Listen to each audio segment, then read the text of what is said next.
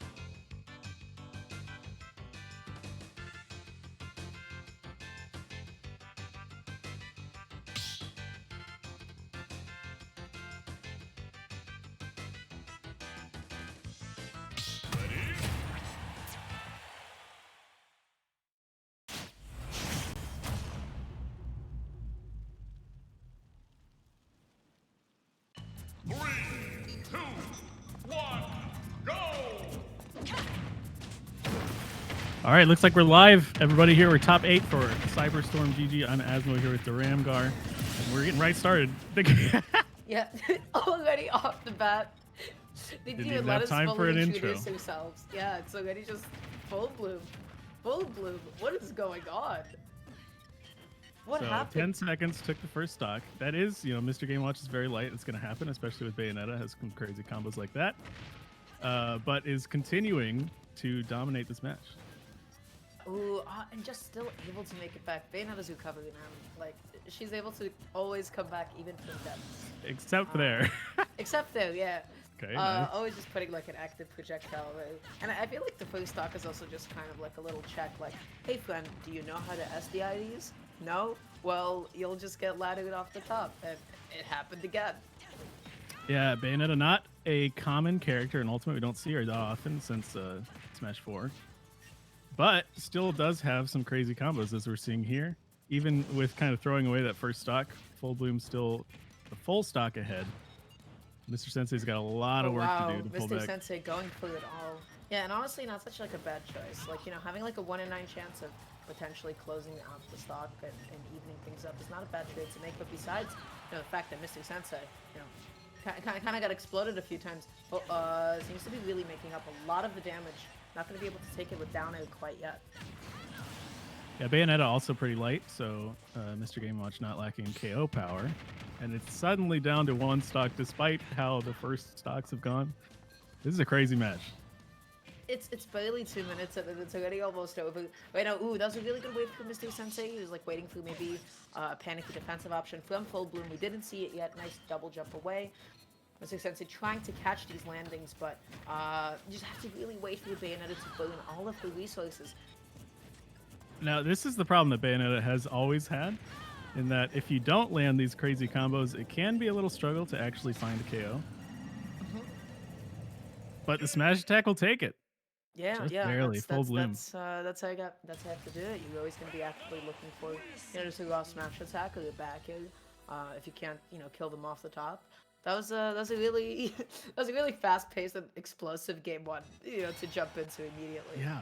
So both these characters are kind of like these glass cannons that have very strong KO power, but are also very light themselves. So there are going to be some fast KOs in this match, especially if that first stock is anything to go off of. Definitely. And also, I think after this first game, like this is like a little bit of an SDI check for Mr. Sensei, just because especially that first stock, maybe not as much the second one.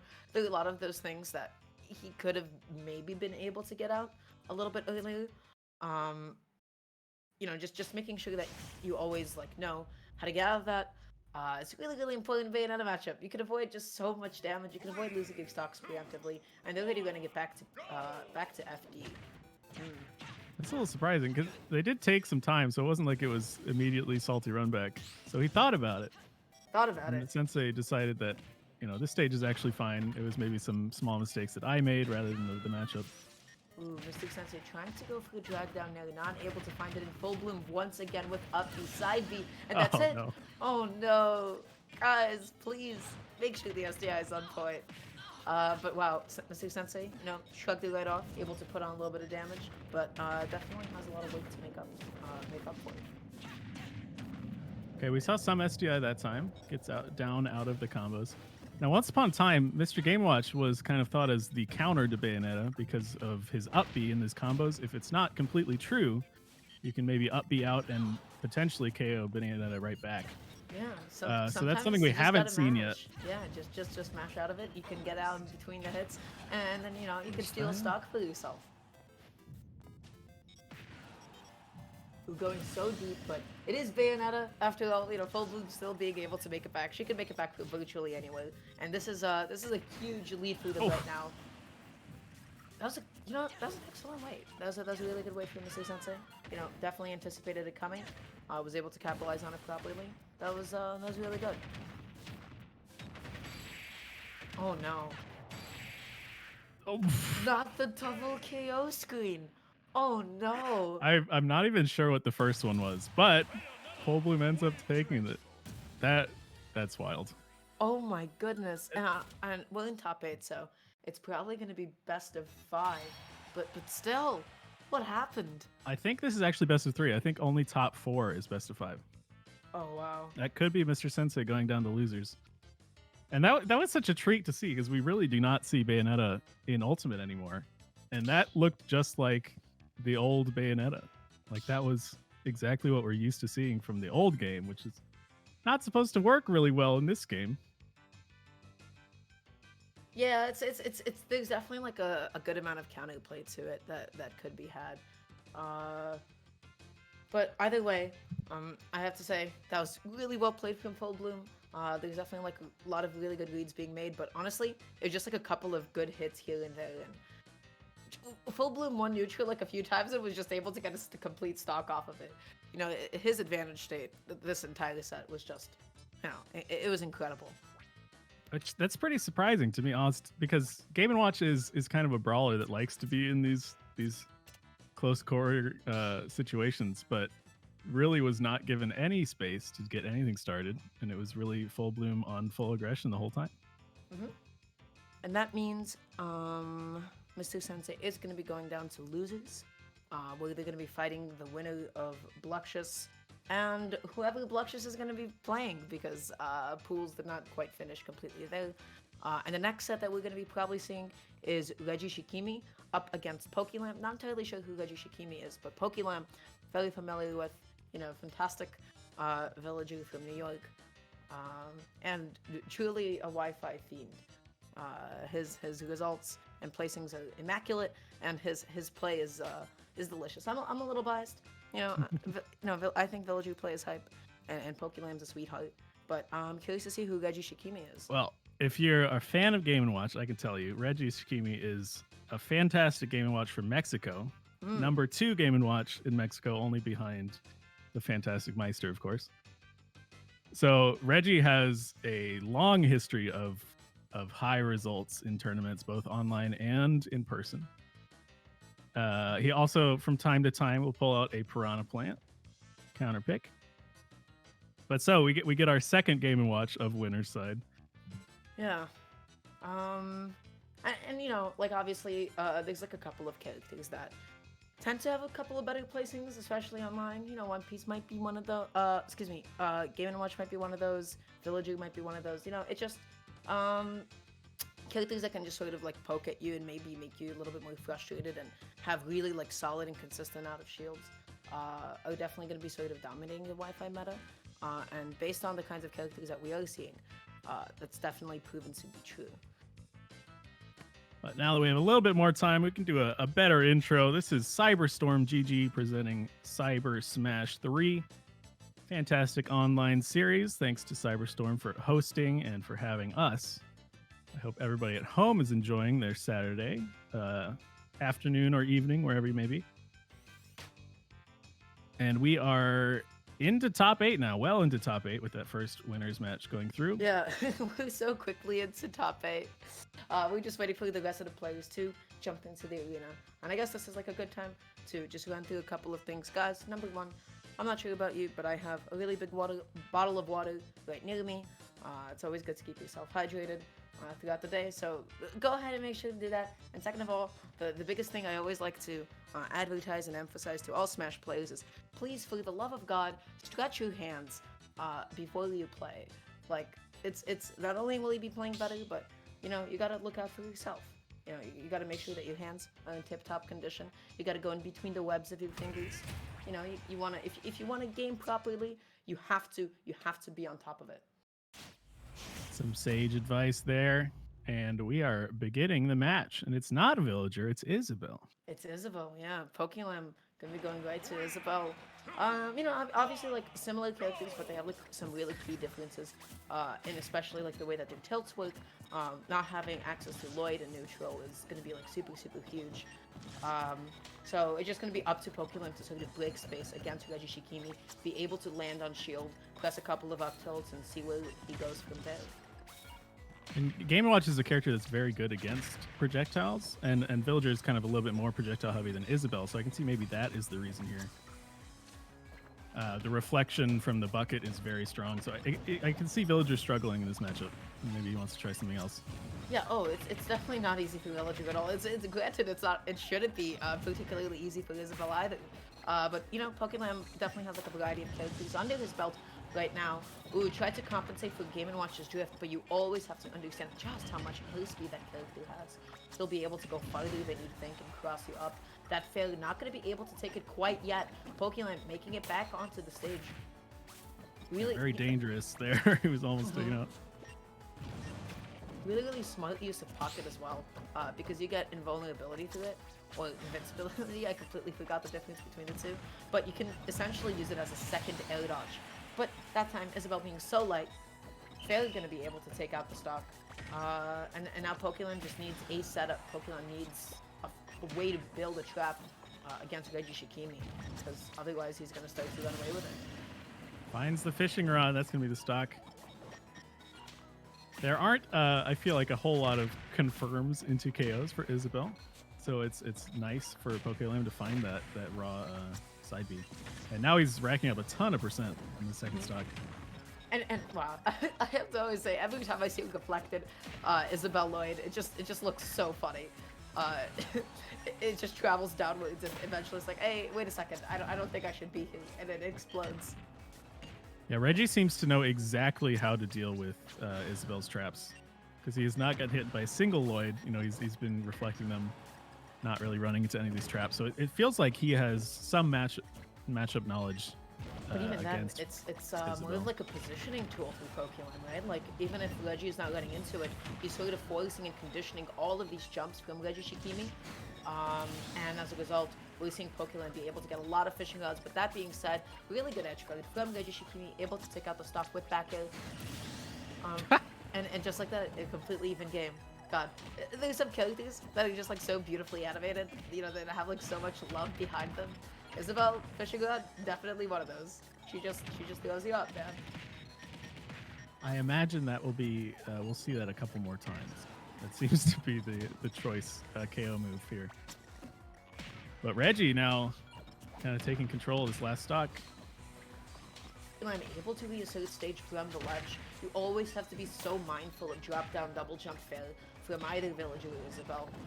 They can reclaim the stage. It's, you know, they can throw out a projectile so quickly. It's a very unique position. You know, Reggie, it's going to be up to him to be able to find this edge guard. Was able to actually bait the aggressive high recovery, but no ability to capitalize on it quite yet. Did not properly compensate through the distance to be able to get F-tilt. And now, that is a pocketed fail. That move is extremely powerful. Yeah, but not even going to have time to use it. Reggie takes game number one. Very close game, especially at the end. It was looking like Pokelam kind of figured out how to keep Reggie out, and Reggie was running into more and more attacks. But does find the killing blow, the forward tilt at the end. Takes number... Yeah, go ahead. Yeah, I was going to say, like, I really like the way that Pokelam was using Lloyd to sort of control the space throughout this entire game, especially in the way that he was able to force a lot of jumps from Reggie Shikimi. He put down Lloyd under the platform, he waited next to the platform, and was able to get a lot of damage, able to secure stocks like that. So going into game 2, that's something Reggie Shikimi really needs to look out for, I think. Yeah, absolutely. That's, you know, the kind of bread and butter gameplay of a Villager or Isabel. Is you're making it hard for your opponents to find their way in because you would rather fight at range. And Game & Watch would rather, you know, be in your face, hitting you 17 times in a row. Yeah, definitely. But Isabel could also box. Like she could scrap.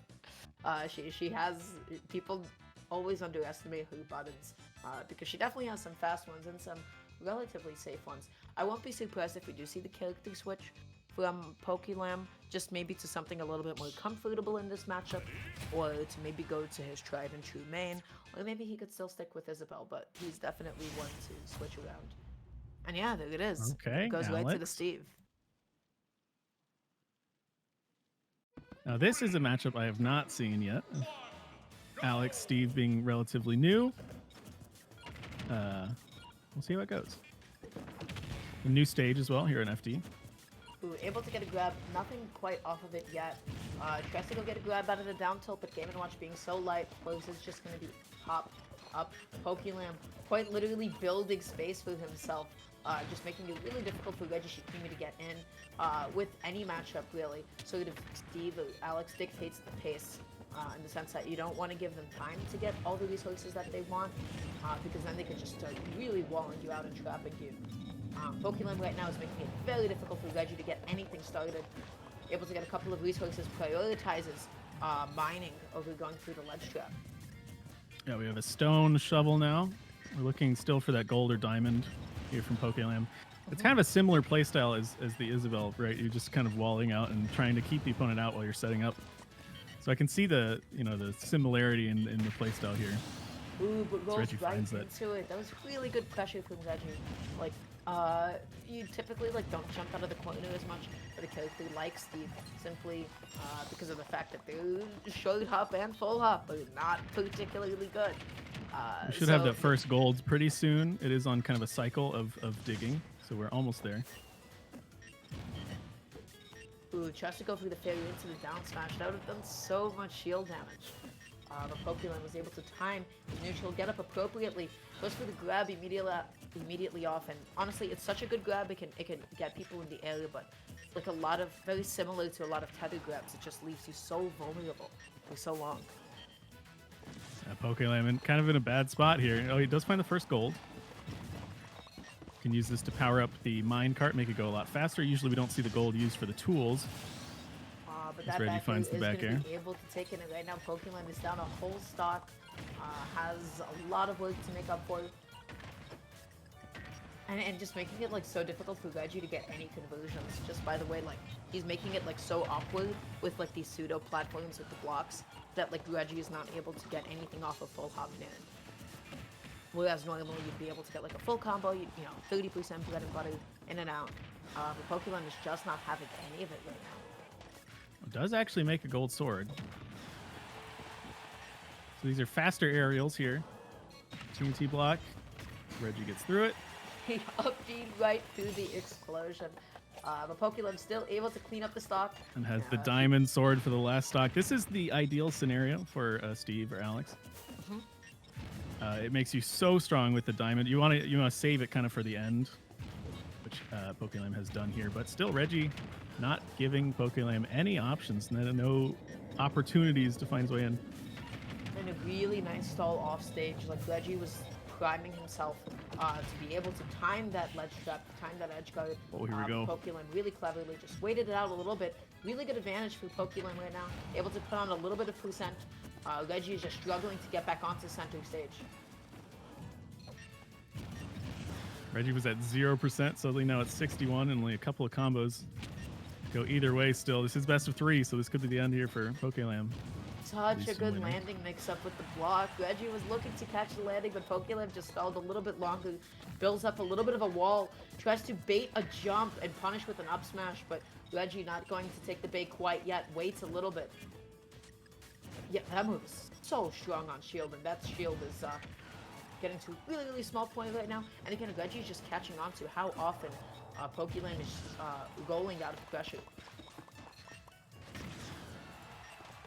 Oh, we're kind of running. We still have the diamond shovel. Does find another gold. Ooh, upfield not going to be able to take it quite yet. Tries to go for the immediate one with no almost to see if maybe it'll be a bit of a DI check, but there it is. That's the F tilt, and Reggie Shikimi takes it over Pokelam 2-0. Two very close games with very different character choices from Pokelam. But Reggie able to figure out in both games and move his way on in winners. Yeah, and that means winners finals is going to be comprised of Full Bloom getting another Game & Watch run back. And by the way, Full Bloom looked so comfortable in that set up against Mr. Sensei. I won't be he definitely has a lot of momentum coming into the winners finals match. Reggie Shikimi also did a good job of clutching it out against Pokelam. That means Pokelam is going to be fighting the winner of BO1AV and Ash. So I'm not really sure if we're going to jump right into winners finals or if we're just going to wait a little bit. Now I'm curious with Full Bloom. So in the rest of the bracket, Full Bloom has been playing primarily Daisy, Mm-hmm. and now pulls out the Bayonetta against Mr. Sensei. I'm wondering if he's going to stick with Bayonetta against Reggie, this other Game & Watch, or maybe switching to, I imagine, a more comfortable main in Daisy. We'll have to see. Mm-hmm. Yeah, no, absolutely. Full Bloom looked really confident in the matchup, but it could also have just been a player thing. We really can't tell until we do jump into it. And I guess in the meantime, we could also plug both of our socials. You can follow my amazing co-commentator. By the way, I'm like stalling as I'm finding a Twitter ad. You can follow my amazing co-commentator at Asmodemus on Twitter. That is ASMODEMUS. And if you'd also like, you can follow me at Smash. Wonderfully done. If you're just joining us, this is Cybersmash 3, presented by Cyberstorm GG. Wonderful online tournament series. Yep. And we are well into top 8 here. We've had our winners semifinals. So our winners finals matches are set, and the losers rounds in top 8 are just getting started. Mm-hmm. We are going to, the next set that we're going to be jumping into is going to be BO1AV up against Ash. And guys, this is about like a monthly series. So the next one is going to be on February 6th. It's going to be the first Saturday of each month. So if you do like this event, then, you know, keep your eyes out for the upcoming one, you know.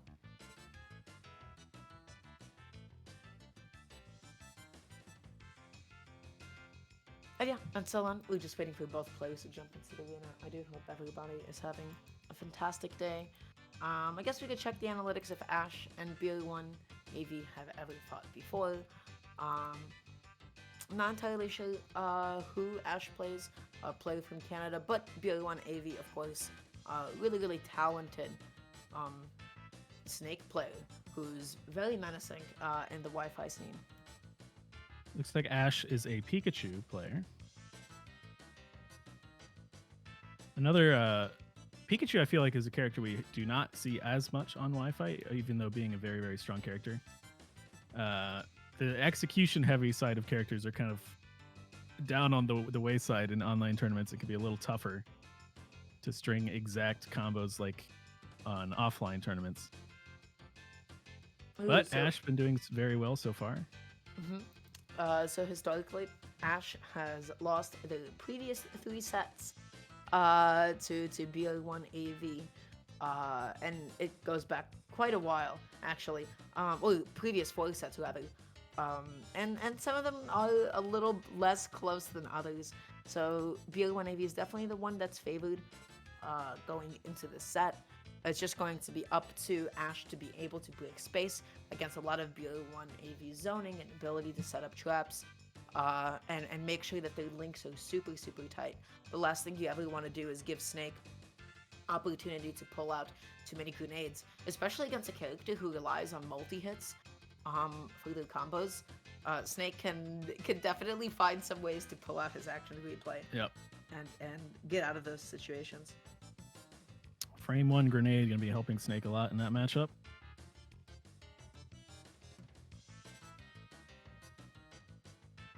But once again, we're talking about characters that like to be at space and characters like to get in. That's Snake versus Pikachu is going to be another one of those matchups where it is really on Pikachu to find a way in past the wall of explosives that Snake can set up, which might be even harder on Wi-Fi. So that's another kind of point in Snake's favor there. Yeah, definitely. We're just waiting for both of them to check and to jump into the arena. In the meantime, once again, how about you, friend? What's happening? Talk to me. What's happening in the life of Asmo? I have been doing fantastic. You know, I've been staying at home, working at home, enjoying lots of online Smash tournament viewing. And if you are a similar online Smash viewer, there are several other upcoming events that we can look at straight out of Smashville every Sunday. Another one, the Frame Perfect series from Mewtwo King, going to be next week for that. Yeah, that's definitely like the one that's being hyped up a lot. Like Mewtwo King is like making cold calls to a lot of people himself, messaging them and asking them to join the event. I'm slightly personally invested for that, being an MVG myself. So I think Mhm. everybody should go and watch that. Join that if you would like to play. Simply have to subscribe to Mewtwo King on Twitch, and that is your entry into Frame Perfect series. It's a great series. We have lots of games on the docket for that. 3 days long, the whole weekend. You can check it out at smash.gg/frame perfect.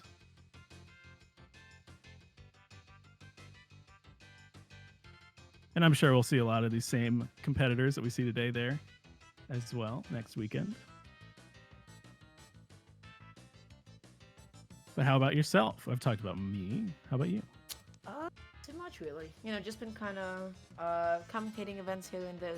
Been practicing some Smash with a few friends in the downtime as well, and nothing else really, friend. And we're just sort of passing time each day. It's kind of an exciting time with Sephiroth just coming out. No, we will not see any Sephiroth in this top 8. There was watching Lade earlier in this tournament playing some Sephiroth. Yeah, Sephiroth is he's something. Yeah, people definitely, he's one of the characters that people are really excited for to see how the offline meta progresses. So that's definitely going to be something to keep your eye out on. I'm not really sure what the holdup is with these two players. I hope everything is good in that department. Let's see. Let's see what's going on. Speaking of upcoming events, we see on the right side of your screen Black Nebula hosting a nice this or that anime edition tonight at 7 p.m. That's going to be later today. You can check that out. Some crowd voting for your favorite anime intros. Should be an exciting time. They're another supporter of this tournament as well as Cyberstorm GG. So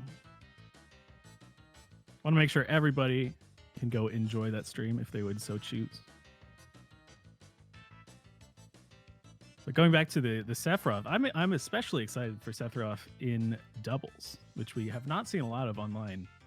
But I hope that it makes a resurgency once we are able to do in-person events again. Yeah, Sephiroth being able to sort of put sort of a homing device on their own teammates gonna be so exciting. Just such an interesting way to play the game as well. You know, there's obviously there's a lot of creativity that can come out of it, for sure. You know, he has a lot of creative and interesting and unique options that we haven't seen too much from too many other characters. So it's going to be interesting to see how that develops. And these characters with very, very strong, slow moving attacks have always kind of thrived in doubles when you have a teammate to kind of set things up for you. So I could see there being some very, very strong teams, including Sephiroth. I've always been a major doubles fan. I've always been. Oh yeah, absolutely. It's the best way to play the game, man. It's doubles is so exciting. There's so much team synergy and there's beauty to it. I love doubles. I truly do. It's always really exciting to see it. But we don't have to talk about doubles anymore. We now have BL1 AV up against themselves actually now. BL1 AV up against Ash. Gonna be running it right to PS2. This is a stage that I know that maybe Pikachu's don't really prefer too much. They don't people can kind of get out of their stuff a little bit easier on some of the biplats. But it's the starter stage. Everybody goes here. It's a starter stage, yeah. It's PS2. If you don't, everybody needs to know. That's the one stage that you need to know how to move around on, how to play on, everything, because you're going to be going to it a lot. And BL1 AV already putting on so much damage, being able to convert off of the grenade into the up air. I was about to say, up to that point, Ash had been doing a very good job of dealing with the grenades and using them to his advantage.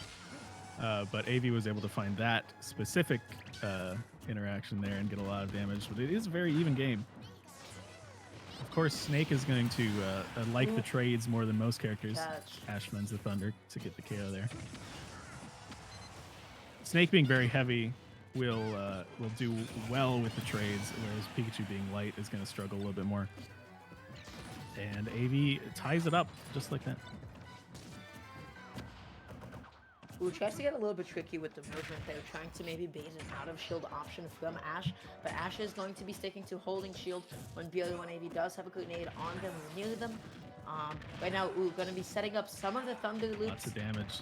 Lots of damage, but decides to break it off a little bit early with a back air.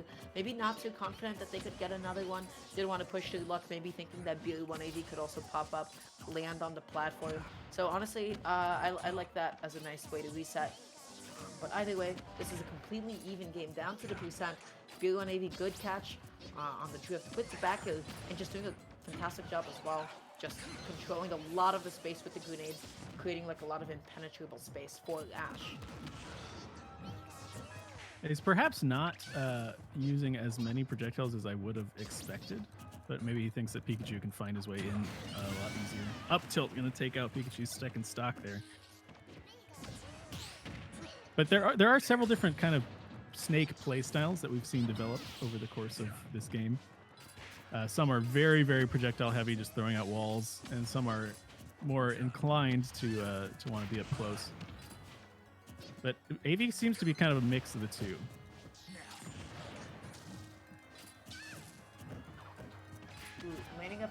Landing with shield, was able to get the back air out, not able to find any way to connect it. And there it is, the up throw into the down B. Wow. BL1 was so close to being able to live that. His DI was spot on. And that move is so strong, even from all the way across the stage. Man, that was so close. And that is what Ash needs to get back into this game. He's on his last stock as well. Finds the Thunder Loop, lots of damage here. Wow. You see Snake trying to get out with the grenades, not working. 59. And BL1 could do nothing besides try to mix up their DI, mix up their SDI, and hope that Ash was going to mess up. Either way, right now, BL1AV just needs to find a way to cut the bleeding, land back onto the stage. Ash is just not having any of it, almost catching the high recovery again. BL1AV hanging on by a thread, barely living with the direction air dodge. Now that we're back on stage, it's a little easier for Snake, though. He's heavy. Likes having high percent because this up tilt is going to KO Pikachu pretty soon with the Rage.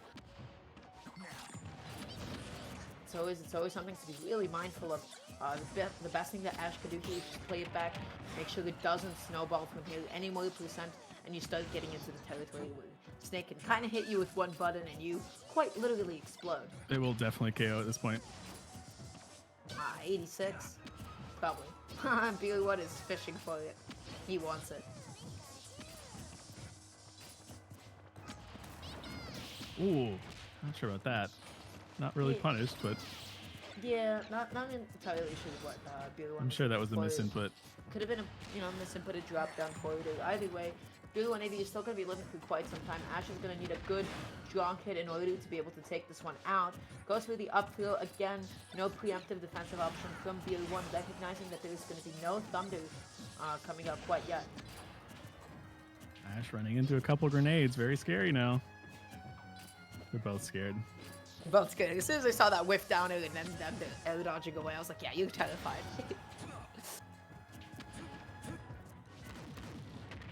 Up throw does take the game. Ash clutches out a very, very close game number 1 in this best of 3 series and losers. Very important game to take there.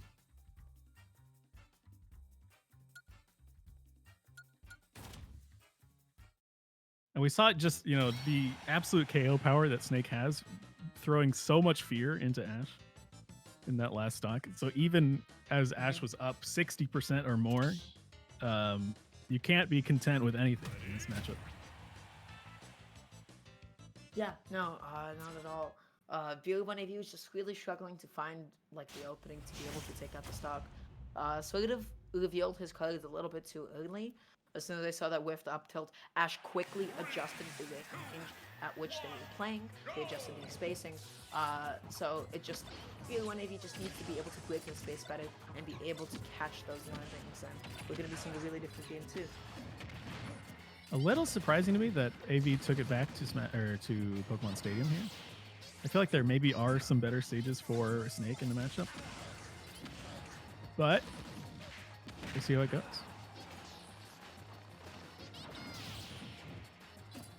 Something that we saw a little bit in game number 1. Snakes tend to recover very, very high because they are a character that can do that with the Cypher. And most characters don't have a good way to deal with it, but Pikachu kind of does with that Thunder. It starts frame 1 up at the top, so it is a very easy way to at least damage Snake when he's recovering high. And if not damage, just straight up KO. And so it's a lot scarier for Snake to recover high. He finds the up tilt way behind, but AV finds the first stock.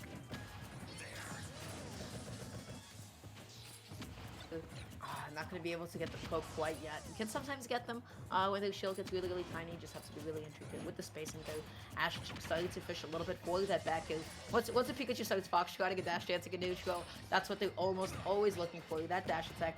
Blue on AV though is not having any of it at all, playing really smart out of shield and like shielding nearly a lot of their grenades, and it was really good timing on the up throw from Ash, getting the grab, the throw and boom. Blue, the grenade, being able to clutch out the stock.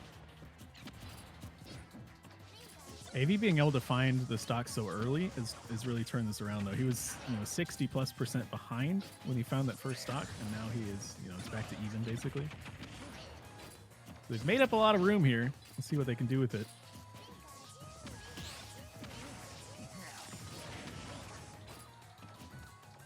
See, once again, these trades are going to favor Snake every time. So once again, Pikachu now in KO percent, and Snake still needs 50% or something. Oh, Down smash. Yeah, Ash getting caught a little bit too long. That's the thing about characters like Snake. You can't give them the time of day to set up everything that they want at ledge. One AV actually falling out of Pikachu forward, and as a result, just slowly being able to fight their way out of the corner, already piling on 52%. Yeah, his conversions off of his own grenades are always so solid. It's about 2 hits from 10 to 50%. Yep. This is solidly in AV's favor now. If he doesn't find the KO here, certainly with the next stock. Yeah, One AV, like this game was definitely a little bit closer of a wash in his favor. He killed it. He was really just able to find the very early up tilts in this game that he wasn't able to find in the first game. If we look back at the data there, the stock percentages, I think the first one Pikachu was at like 89. That last one again was at like 90%. If Snake can find these early KOs, that's exactly what he needs. And that is where Snake can kind of eke out his advantages against a lot of characters. Snake is very hard to KO. Yeah, Snake is very hard to KO. Snake has the ability to just pile on absurd amounts of damage in just like a few hits, and then all of a sudden you're like, whoa, why am I at 70? Why am I at kill percent? I was at 15 before. You always got to keep your guys peeled and ready for all the explosions that are inbound. So game number 3, Ash and BR1 AV. Ash needs to be able to break space.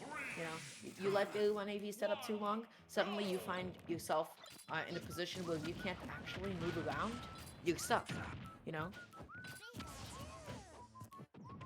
Here, Ash chooses a little bit of a wider stage from PS2. Not having the 2 platforms in the middle at this point, I think will hurt Snake a little bit. He was using a lot of the platforms to set up his projectiles, whether that's the C4 or the grenades. It'll be a little harder here to set that up. BR1 is just making the movement so ambiguous. They're making themselves so hard to hit with all these BR verses, with all these wave bounces and grenade pulls. Ash is just struggling to be able to get in there, tries to get another catch on the high recovery. BR1 almost through it with Cypher. God bless, man. Yeah. Does get the damage from the Thunder still, so it's not a complete loss.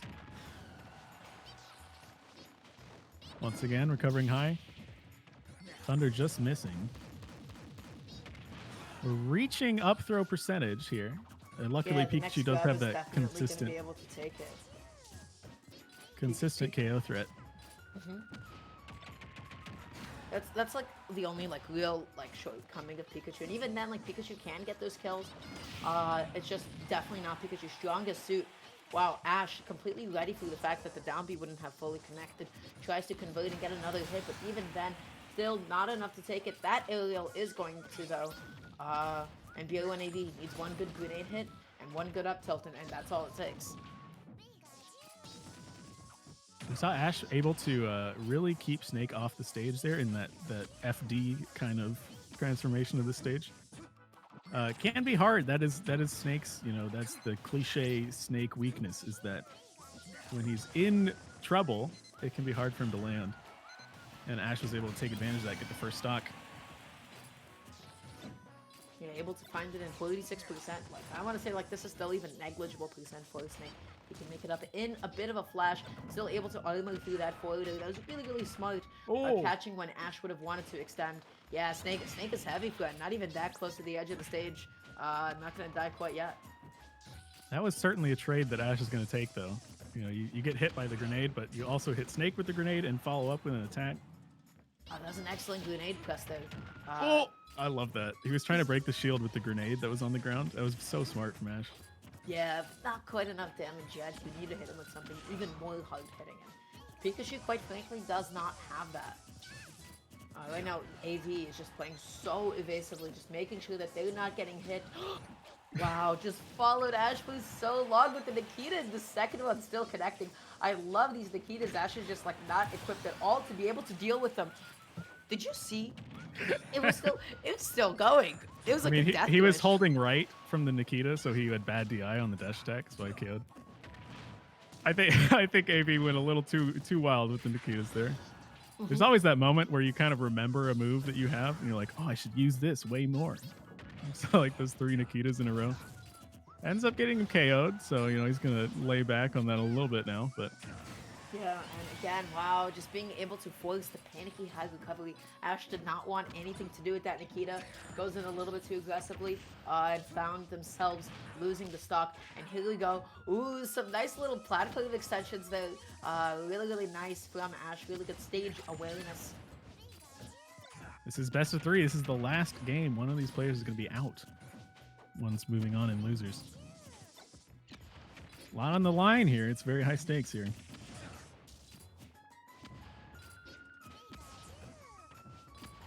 And again, Billy One is just like holding on to these grenades in his hand, trying to see if Ash is going to go for a grab, if Ash is going to improperly land on shield, and it's in sort of like really dictating the pace of the game, like really creating a dangerous zone on the ground. Having C4 and grenades on both sides of the stage, man, that is menacing. You can't be in center stage. You're going to be constantly putting yourself in a corner. And Billy One AD is just taking full advantage of that. Despite the percent, I think this is in Snake's favor at the moment. Despite what it looks like. Because Pikachu's going to up tilt will KO. It's so strong. So Ash has to avoid that at all costs while avoiding these grenades and the C4 especially. It's a tough job for Pikachu here. Ooh, that F smash was not the sweet spot. It was the late hit. It's not going to be able to kill quite yet. That down B, BLE1AV was still able to get past it. Yep. Whiffing the grab. You can't be grabbing out of shield. You cannot. No. This game, all these moves have so much shield pushback. Grab ranges suck. Grabs out of shield are slow. Oh man, and that means BLE1AV is going to be taking it over Ash 2-1. Going to be moving on to fight Pokelam in losers quarters. Continuing his streak against Ash, correct? Mm-hmm. Wow. Of course, 3 very close games. Both competitors very strong, as we see. They've made it all the way to top 8. Yeah, that was a really close one. Ash made a lot of adjustments from game 2. And honestly, this game was in their pocket. It was theirs until they misinputted that. Or rather, not misinputted, but just wrongly chose to go for a grab out of shield. Yeah. Mm-hmm. There are very few moves that you can grab out of shield like that. That move, at that spacing of it, when it kicks you that far back, probably not. Yeah, you especially don't want to be going for that against Snake. Another up tilt is right around the corner.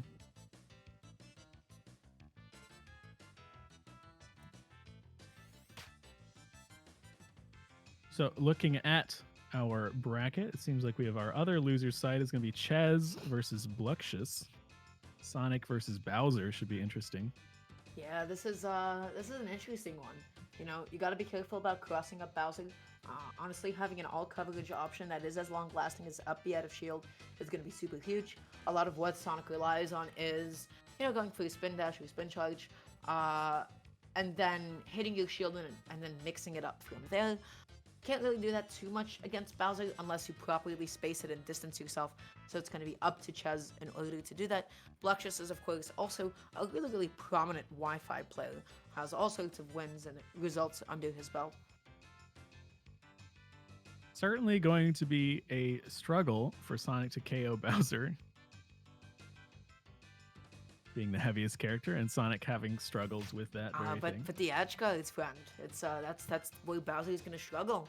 You know, he has maybe one of the most linear recoveries. Granted, not as exploitable because he has a big hitbox above him as he is going up with up B. But having access to something like the spring to edge guard, it can simply boil down to Ches throwing Bluxious off stage, catching a jump at some point, and then just hitting him with up B over and over and over and over and over, as Bluxious attempts to make it back onto the stage. So here we are, game number 1. They're going to be opting for Smashville, a really, really small stage. And right off the bat, Bluxious already dealing 15. 15, man. What a That's good wild. move. Yeah. If only Charizard's Fire Breath was as good as Bowser's, it'd be great. Oh, man. This is already looking so good for Bluxious. Already putting Ches at 55%. Ches can't seem to find a way to initiate quite yet. Doesn't have a really good read on Bluxious's movement. Yeah, but Ches here is just playing the way he would anyway. You know, that first percent doesn't matter too much yet. So he's find his way in again. Ches kind of prides himself on being a more aggressive Sonic. So perhaps we'll see some more aggression from him than we would from other Wi-Fi Sonics. But honestly, like, it's a kind of thing where you just have to build your own flowcharts and 50-50s and find whatever way of play, you know, kind of suits you best. But right now, wow, that F smash not gonna kill Bowser, man. Heaviest in the game. He's gonna be Would have killed a lot of other characters, certainly. Would have killed probably everybody else in the game at that position. Tries to go through the double up air, not able to find it quite yet. And this is exactly the biggest struggle of Bowser through this matchup. It is initiating against Sonic. You can't be whiffing. Homing attack onto the stage. Yeah, that move puts you in like a whole second of lag. Although like Sonic pops himself up, I promise you have more than enough time to react, reposition yourself, and then land a killing blow. 152%. Okay. Is back to going to be able to take it. It is not even on Smashville, man. That's crazy. 179, There it is. 183. That's that up B, man. But this time Bluxious was able to space his up B correctly and use his hitbox to interact and playing with it. Oh no. Gets the falling there into the forward air. This could be the end for Ches if that back air hits. It's so scary. It's coming. You can feel Full it. rage Bowser. Yeah. Oh no. Like I always say, it's so hard for Sonic to KO in general, not nonetheless against the heaviest character in the game. Yeah. This is going to be the struggle. Ches had it with the neutral getup before that. Just not being able to kill Bud. Look how much extra credit Bluxious was able to put on. And that side B is going to be able to take it. I do think that was suboptimal DI from Ches. That looked like either no I'm DI not or sure it DI, mattered. and, I think either way it was going off. Finally, 200% the back throw's going to take it. and even that, like, it wasn't that fast of like a kill trajectory, you know? The velocity wasn't even that much. He could have still lived on some other stages. So if that's the case, you know, Ches has got another 200 or 340% to rack on here before winning this match. It's gonna be a little struggle. Ooh, being able to convert off of the falling first hit of up air was kind of saucy. That was nice. I haven't seen too much of that. He's gonna need a whole lot more of that though. Being on his last stock at 76%. Bowser has his choice of the entire gambit of KO moves.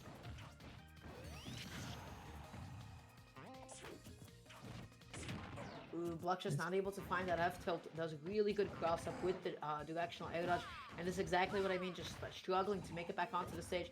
Doesn't do all that much damage, but it can put you into a more and more uncomfortable position as the percents do climb. All Bluck just really needs right now is one good 2-frame, but Chaz with a great recovery mix-up, catching Bluck just not shielding there, almost catching him with side B, but was still able to get the spot dodge out in time.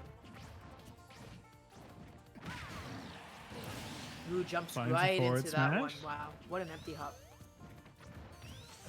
This would be the comeback of the day so far, if Ches were able to take this. We see Bluxious is being very patient. He's not like throwing out KO moves willy-nilly. So he is really looking for the right spot, and Ches is just not giving it to him. You can't contest with Sonic's ground speed like that. Like he had the right idea, you know, like overshooting a lot and overcompensating, trying to get, you know, the side B there. But right now, Ches is playing so evasively, just playing outside of Bowser's burst range completely. Look at that. That was so confident from Ches, just like knowing to hold his ground. So confident that the forward wouldn't connect at all. Didn't even press shield, and it's completely even somehow. Oh. Finds a grab. No, not quite yet, but the next one will definitely take it. That is if you can find another grab on Sonic. That is one of the hardest things to do in this matchup. There it is. Forward going to be able to take it. I have to say, Chaz did a really good job of almost making that one completely back. But yeah, Bluxious was... A lot of lesser players maybe would have given up on that match, being 2 stocks down at 50% or so. Yeah, but Ches what able a to. for Chaz. He had all the momentum too. I think that's what you want though. In that situation where you are down, like for your mental fortitude, making it that close, I think is helpful, rather than harmful. Because you think to yourself then, like, oh, I could have done this, you know, if I just didn't die that first time so early. Like, this is gonna be fine next game. But we'll see. It is best of 3, so losing even a single game could be devastating.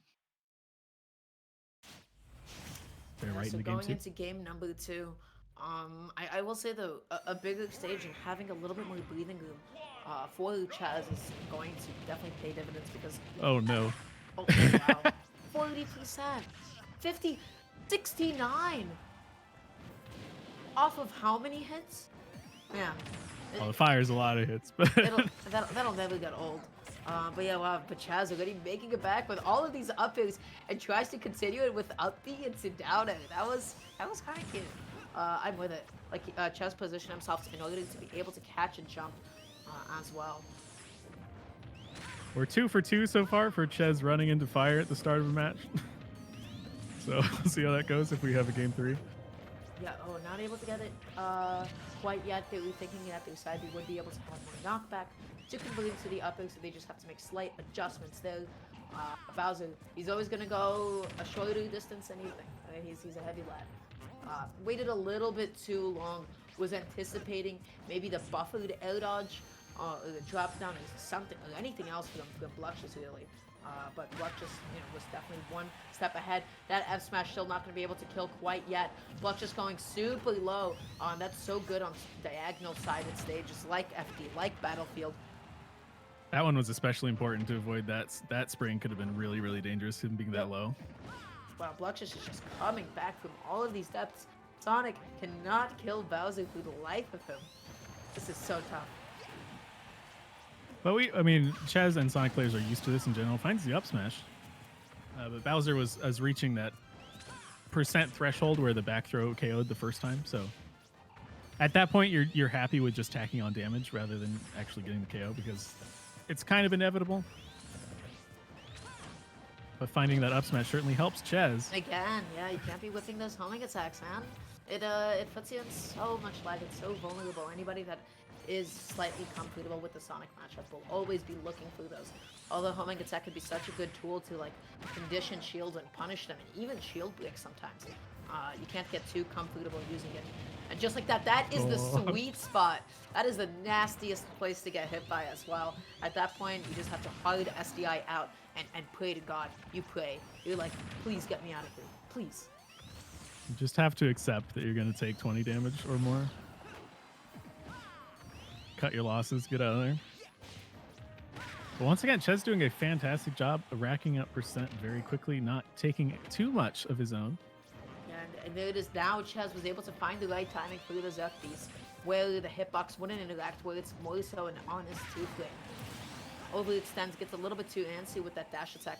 Again, Sonic is always going to be able to move a little bit further back, and on a stage like FD, Ches is able to find the space for himself to retreat. He's able to play so much more evasively, and with punish, block just a lot more.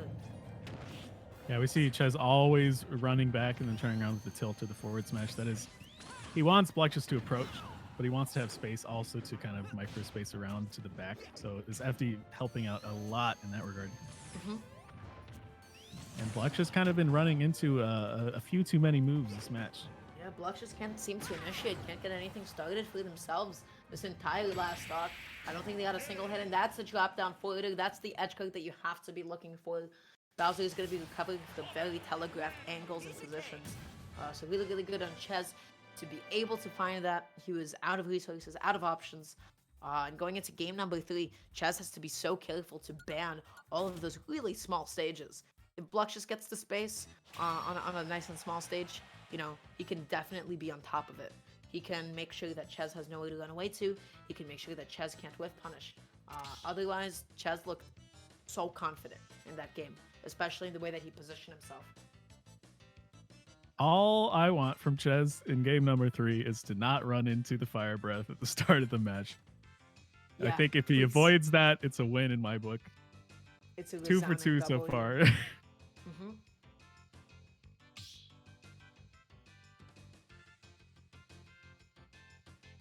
If you are just joining us, this is the losers side of top 8. So best of 3 set. One of these players is going home after this next game. Scary match. The stage choice matters a lot here. There's going to be a lot of thought put into it. Yeah, Ches made like all the good adjustments in that game. Positioned themselves, played evasively, was able to get the whiff punishes.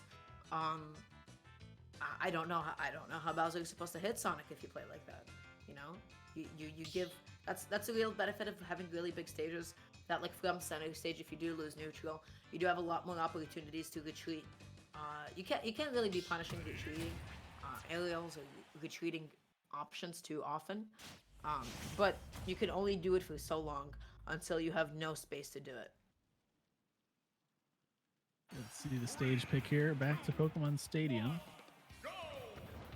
Running right back to Pokemon Stadium 2. This time, Chaz, so scared of that fire breath at the beginning, just goes right to the corner and says, "Hey, Fred, I have no part of this. I want no part of this whatsoever." Oh, gets out of that one.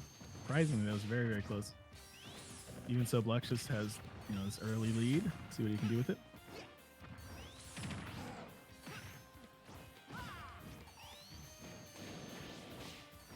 Really, I think Bluxious just needs to be more content in these scenarios, just taking back stage space rather than running in to try to get the KO or the hit. Because Ches is going to back up throughout a forward smash, and you really don't want to get hit by that. So the best case scenario is you just run up and take that space away from Sonic so that he can't continue to do that. Yep, absolutely. That is exactly what Bluxious has been doing. That landing hit of up smash, still going to be able to clank with whatever Sonic was going for there. Just holding on center stage so well. Ches is just charging in the corner, waiting for Bluxious to maybe press the button with an option, because as soon as he does, he primed himself. He's reacting to it. He's ready for the next button that comes along. Bluxious playing a lot more patiently this game, which I like to see. He isn't running into a lot of things. He's waiting to see what Ches is going for. But Ches able to find that forward air off stage. That's huge. Yeah, it's huge. Ches has found the way that he wants to be able to take out stocks. And now Bluxious is going to have to adapt. Going to have to go for more high recoveries, especially. Get a KO at 140 rather than 200%? That's big. It's a lot of percent you don't need to do anymore. Yeah, no, absolutely no argument for me on that front at all. Going to be able to get the grab, gets the F-throw, and now there it is, Bluxious retorting with his own drop down forward, able to find it, and just like that is able to put on so much damage. I'm surprised that he didn't even push further there. he might have been able to get like a high angled F tilt, catching Ches in the lag of the air dodge. Fire breath to the wrong side. You can get Bluxious punished a little bit. Finds a landing near. It feels like Ches now running in a little bit too much.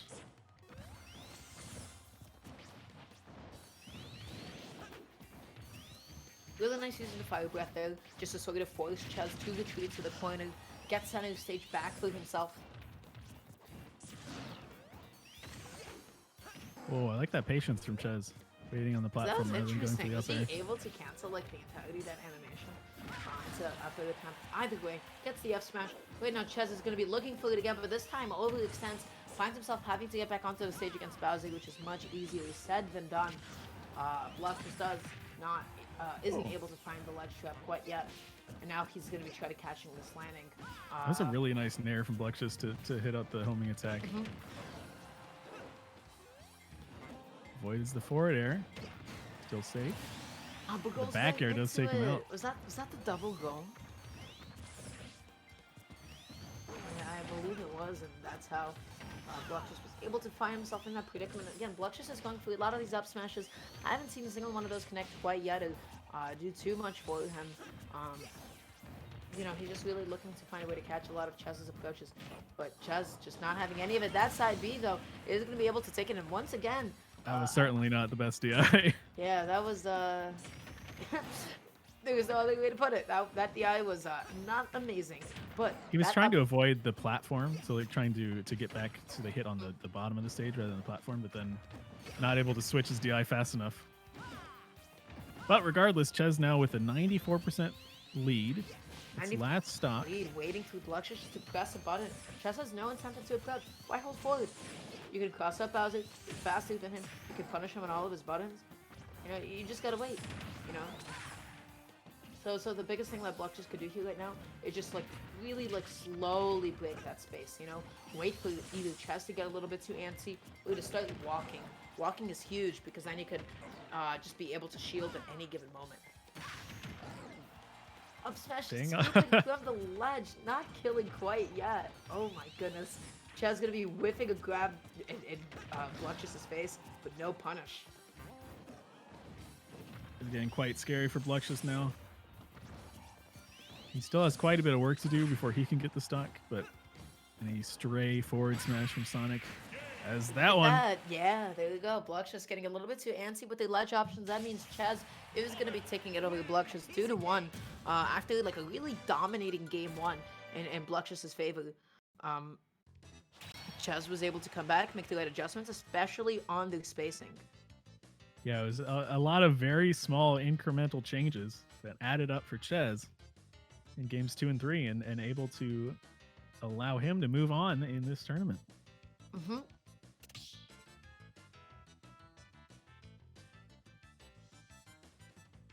Ches, of course, the TO putting all this together. It's nice to see him doing well. Yeah, and gonna be still coming out on top, making it quite far into the bracket, and that means Ches is gonna be fighting off against Mr. Sensei in losers quarters, and we also have Pokelam up against Beer1 AV. Are we doing all of losers? I imagine we'll get winners finals first, but we'll see. If we do move on to winners finals, it'll be the start of best of 5 sets. That would be Full Bloom versus Reggie. Yeah, and of course, Full Bloom coming into winners finals with a very confident 2-0 on Mr. Sensei, really comfortable in the Game & Watch matchup, it seems. So again, like, you know, even though there's like a bit of time spent, he is the one, in my opinion, who has the more momentum coming in. Full Bloom is such a, you know, powerful Wi-Fi player, but Reggie Shikimi taking it over Pokelam 2-0 as well. Really, really good win for them. That means Pokelam once again fighting off against Beer1 AV in losers quarters. I'm not sure about the last time that they fought, but let me tell you, Villager Snake is ridiculous. It's silly. It's silly. It's silly. Yeah, it's silly. It's so much fun. You know, there's a lot. There's like so much stuff happening on the screen at once. It's something that I enjoy getting to see every time I'm blessed with it.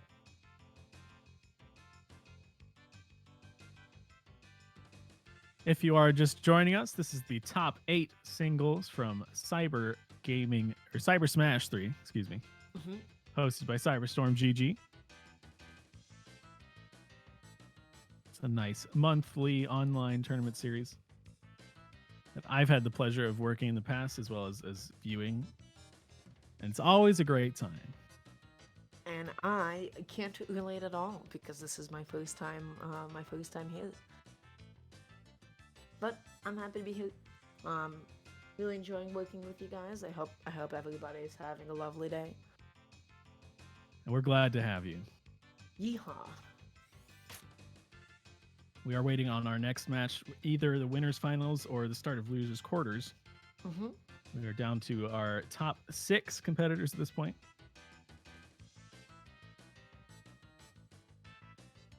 We'll see who plays through to win the lion's share of this $100 prize pool.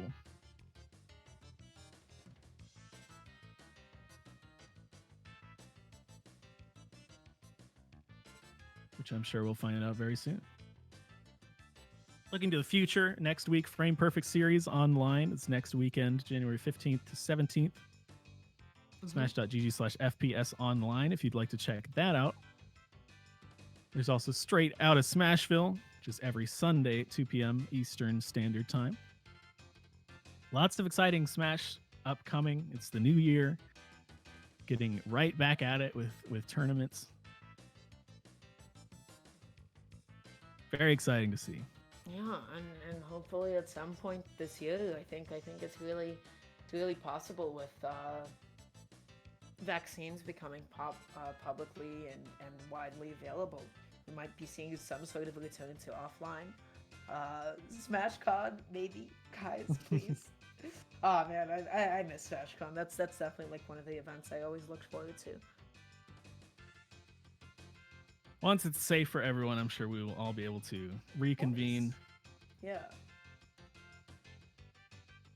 But until then, we have these online tournaments, which is the next best thing that we can have. And honestly, like Wi-Fi, like still continues to like give an outlet to like a lot of players who maybe are like too young to travel around to tournaments, who perhaps live in more desolate regions where they don't have as wide access to, local scenes and events, or for other reasons. It's a good way, albeit flawed in however many ways. It's still a really good way of bringing people together. So we are currently on the lookout for BR1AV. Just waiting for them for whenever they're available. Once again, guys, I hope everybody's having an amazing day. And even if you're not, so far you can always end it off on a good note, because the way that you end a day, really is the one that like sticks out to you. It's your choice, right? But yeah, talking about that Wi-Fi, I feel like we've been able to reach a wider audience than before. Maybe not as numerous an audience. There are perhaps fewer competitors at this point, but we've been able to kind of reach out to people that maybe we have not been able to in the past. So it's very nice to see this insurgency of new players and very strong players that maybe we wouldn't have seen otherwise.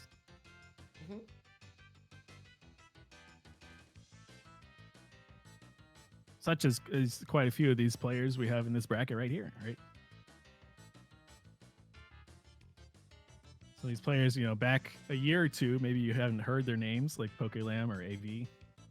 But PokeLam has been, I don't know, both of these players, I feel like, even like without Wi-Fi, they were around, well, rather, like still in Wi-Fi Smash. It's just not particularly as a new face, but PokeLam at least, I can speak to, has been around for a minute, to say the least. Coming from my region. Shout out to Pokemon. I hope he's having a lovely day.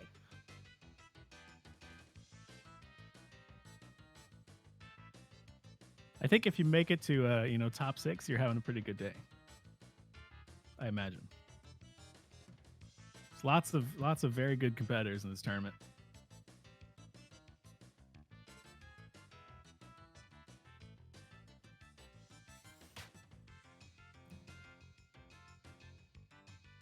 And just like that, both of the players are going to be jumping into the arena, and momentarily we will begin. We'll be starting with Pokelam up against BR1 AV.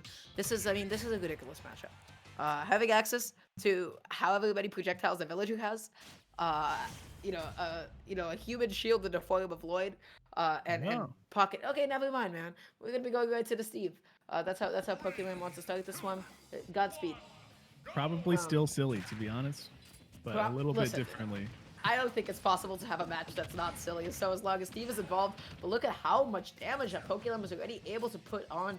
That get up attack not going to be able to connect on BR1 at all. But how is he at 80% in the first 15 seconds? Beats me.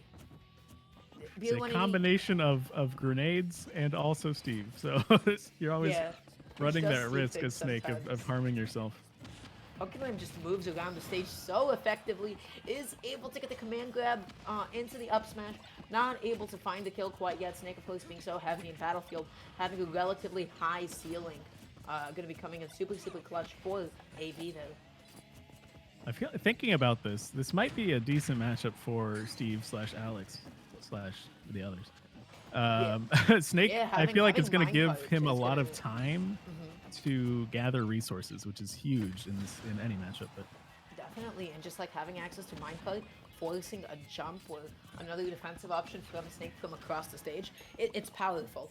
Just look at that. You know, already forced all the way down there. BR1 AV going low and under the stage. Really, really important that you do that against projectiles that fall downwards like that. And we have a diamond already on Pokelam's side. Not able to find the 2 flame quite yet. Was just barely off, I believe, with the spacing in order to be able to find it. And the next hit from either one of these players is going to be the one to take it. Just takes the time to gather the resources, has both gold and a diamond on deck.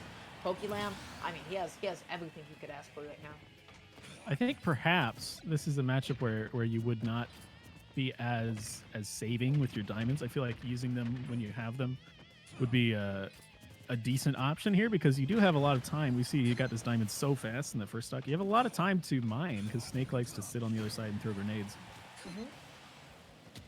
So you're not really pressured, you know, to run in and use or to save your resources for when you really, really need them. Because he's been at full resources the entire time. Wow. He's been sitting on this golden diamond. Yeah, absolutely. BR1 is struggling to approach and break space. Some of the ways that he's getting in are really telegraphed and linear, and Pokelam has been capitalizing so much. BR1 can't find this kill. What is happening? The down tilt, I was so surprised that the down tilt didn't kill earlier. That down tilt, wow. Even that down tilt was like on the edge. Yep. Immediately gets the diamond tools. And now it's so strong. Like, Snake has to be very scared.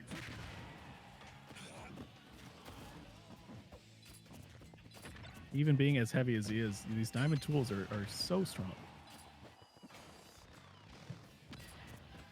Tries to go high. You know, doesn't really want to get like trapped at all by Steve. Very, very respectable choice there. And just like that, was able to completely even it back up. Never underestimate Snakes, and especially BR1's AV to do that. Goes for a nicely charged down smash as well, recognizing the fact that BR1 had grenades in his hand that maybe he could have thrown out a really panicky defensive option. Really good on BR1 to recognize that, you know what, I'm just going to sit here and hold shield. I'll just take it. Pokelam tries to get back onto stage really, really aggressively, but BR1 is getting so much off of these Nikitas, off of these grenades. The tides have shifted in this match, certainly. Pokelam can't do anything here. He doesn't have iron. He needs iron for these minecarts. Otherwise, he's just going to find himself getting stuck over and over. I think it feels like he doesn't want to use up the durability to mine with the diamond. But because of that, he's tagging out a ton of percent and almost lost his stock here. That was very nice. Oh my goodness, that was beautiful. Pokelam was able to private the TNT with all those grenade hits. Oh. That was kind of ridiculous. Snake has his own TNT. Yeah. Yeah. I think it is right now. Pokelam does have iron to their name. They only have 2 charges. But again, like, it's so useful. It's so helpful, giving them another landing option to form of down air, and a recovery option that Snake can't contest all that well, being minecart. BR1 is playing so much more up in Pokelam's face right now, not giving him the time to mine at all.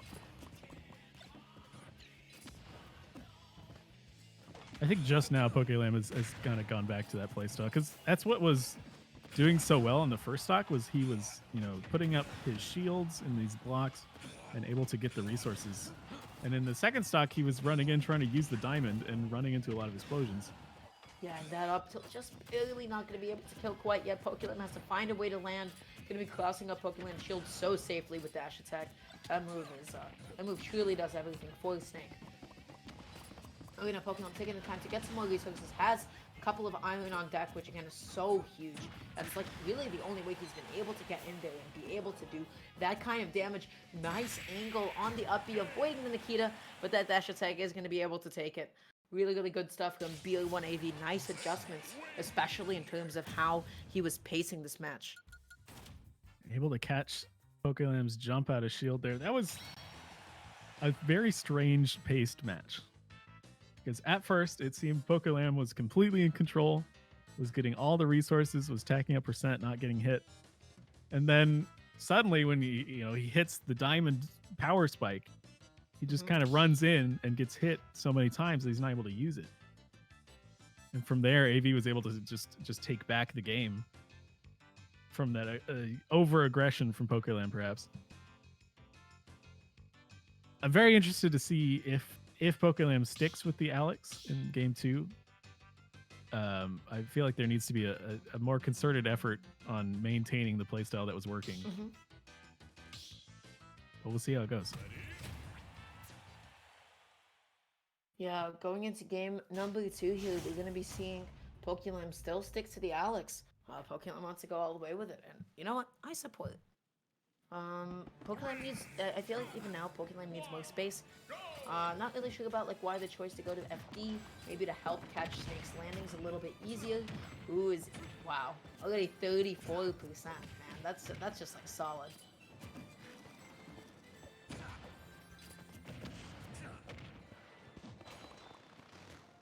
Yeah, now Pokemon is trying to make a lot of impenetrable space for BO1, trying to catch a landing with blocks. I feel like there's a lot of odd choices from PokeLam so far. We've seen several misinputs, grabs off the edge, or looking for cheeky up tilt combo starters, and it's just getting hit a lot for it. Yeah, maybe not in the right positions, not spacing themselves correctly in order to be able to find it. BA1AV doesn't want to go for any down throw shenanigans, just immediately goes for the back throw for a bit of stage control. And now, what is Pokemon going to do here? Just sort of backs off a little bit, tries to mine resources. Now it's going to be kind of fishing for a grab, but BA1 was looking out for them. Yeah, when you have TNT set up in prime like that, what all Alex and Steves are looking for is a nice grab, back throw into it. This is really just AV in control here. Wow, unable to do the multi-hits. That's tough.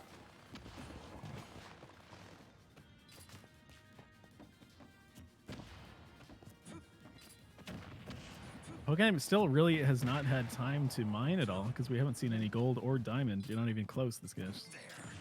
Yeah, and which that's is what becoming really, really difficult for him at this point. I have to say though, a lot of the ways that Pokemon is getting out of the corner is so good with those blocks, but BA1, man, he looks so confident in this game. He looks so confident in this matchup right now.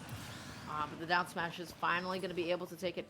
PokeLam getting a little more resources under his belt right now. Going to be jumping right into that neutral, and that move is a little too fast and does a little too much damage. And nobody complains about it. Enough. People complain about everything, but this one, not enough. Wow. What are you supposed to do here? That's it. Wow. BA1 charged that one. That up smash went so far up, because the longer you charge it, the further up it goes. That was such a confident 2-0 from BA1, despite game 1 starting off in such a way that was definitely PokeLam favored. He made the right adjustments. He positioned himself correctly, and he broke space. He didn't let PokeLam mine resources. He didn't get him what he was looking for. Unfortunately, that is the end of PokeLam's run here as BR1AV moves on into loser semis, which is some insane coverage from Snake, really. Not letting Alex do anything that they wanted to. There just wasn't time. There wasn't time to mine. There was no gold. There were no diamonds. Had nothing going for him. Had nothing going for him, and that was tough. Not able to get anything that he was looking for started.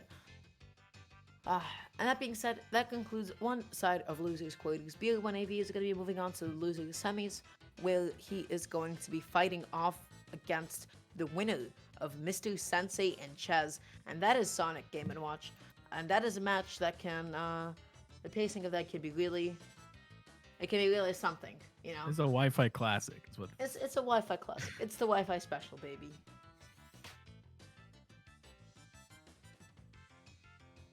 We have seen it time and time again with many different players of both characters.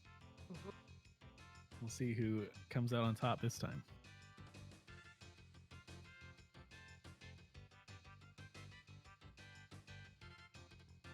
And once we reach losers semis and onward, the rest of the tournament is going to be best of 5 for top 4. See some longer sets, some more area for adaptation. It's always great to see.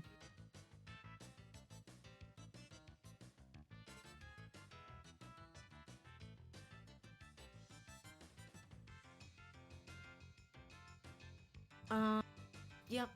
I don't really have too much to say there except yep. To add on to that, Game & Watch Sonic is gonna be like, you have to be so careful and tight about the way that you are hitting Game & Watch's shield, of course. Very, very infamous for, you know, his ult coverage, really quick, nice and armored out of shield option.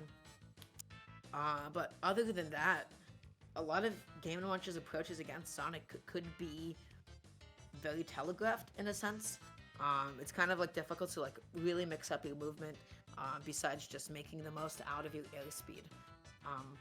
So I'm curious to see how it's going to go. On a flat stage especially, I don't see how Game & Watch is going to be able to put on too much damage. He's always looking for plats, especially like Battlefield or Smashville, to get those platform extensions, to get like those 30-40% BNBs. Yeah, I think this is going to be one of the matchups where things are determined more by mistakes than good plays. Because you can really take advantage of a misstep from the opponent, either side. And that's what kind of both these characters are looking for. They like to bait and punish things. Sonic being, you know, running out of direction, whereas Game & Watch maybe just throwing out moves that will clank or are invincible. So we'll see perhaps who makes more mistakes and runs into more moves.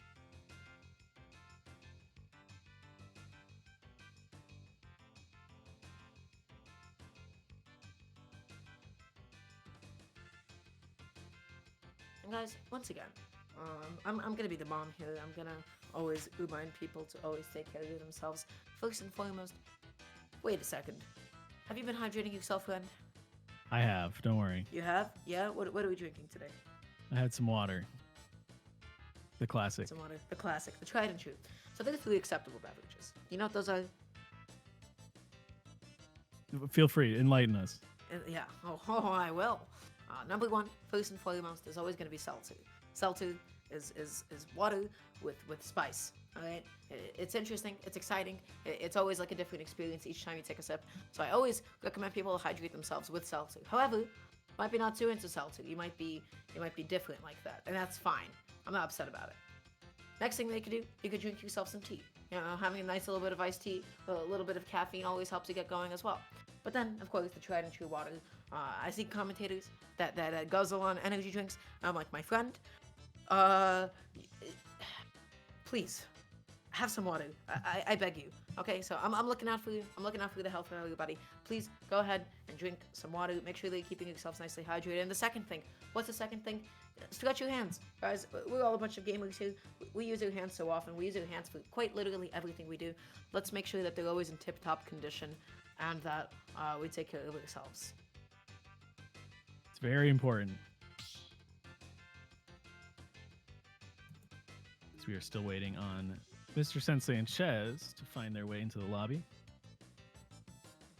So it is now a good time to go get some water, go get some stretching done. Or not, they say. Never mind. Yeah, look at that. It's all you have to do is just to say. All you have to do, yeah, just you can force these kinds of situations. You can bait it. You can say, oh, you know, we're gonna go on like a quick little intermission right now. And Ches starting off the game with a teabag, and this is the TO of this event. He was just waiting. He was waiting. He's my man. Yeah. What is he doing? Actually says it's bait and punish. Oh We're boy. here in So Pokemon this Stadium. is a big old stage. It's a big old biplat. These are two characters that kind of hold their own space and maybe don't deviate too far from it. And this is exactly the kind of thing that I expected where Game & Watch kind of struggles to initiate against Sonic. He'd have to jump in a lot, had to make most of the fact that he is so fast in the air. But other than that, how does Mr. Sensei even get in on Ches? Is my question. Certainly going to be very hard. Very difficult. He has to choose very, very carefully where he throws out moves and where he goes in the stage. That up air actually going to take the stock so early, 94%. Ches finds his first lead of the game. But Game Watch really enjoys when people approach him. And Sonic is almost never going to be approaching unless he knows that it's going to be a good situation for him. So yeah, absolutely, Game Watch will struggle in this matchup because of that. He's able to find a couple options here, keeping Ches off stage a little bit, but now as Sonic makes it back on the stage, it's dramatically harder. Finds a down smash. That's going to be the stock.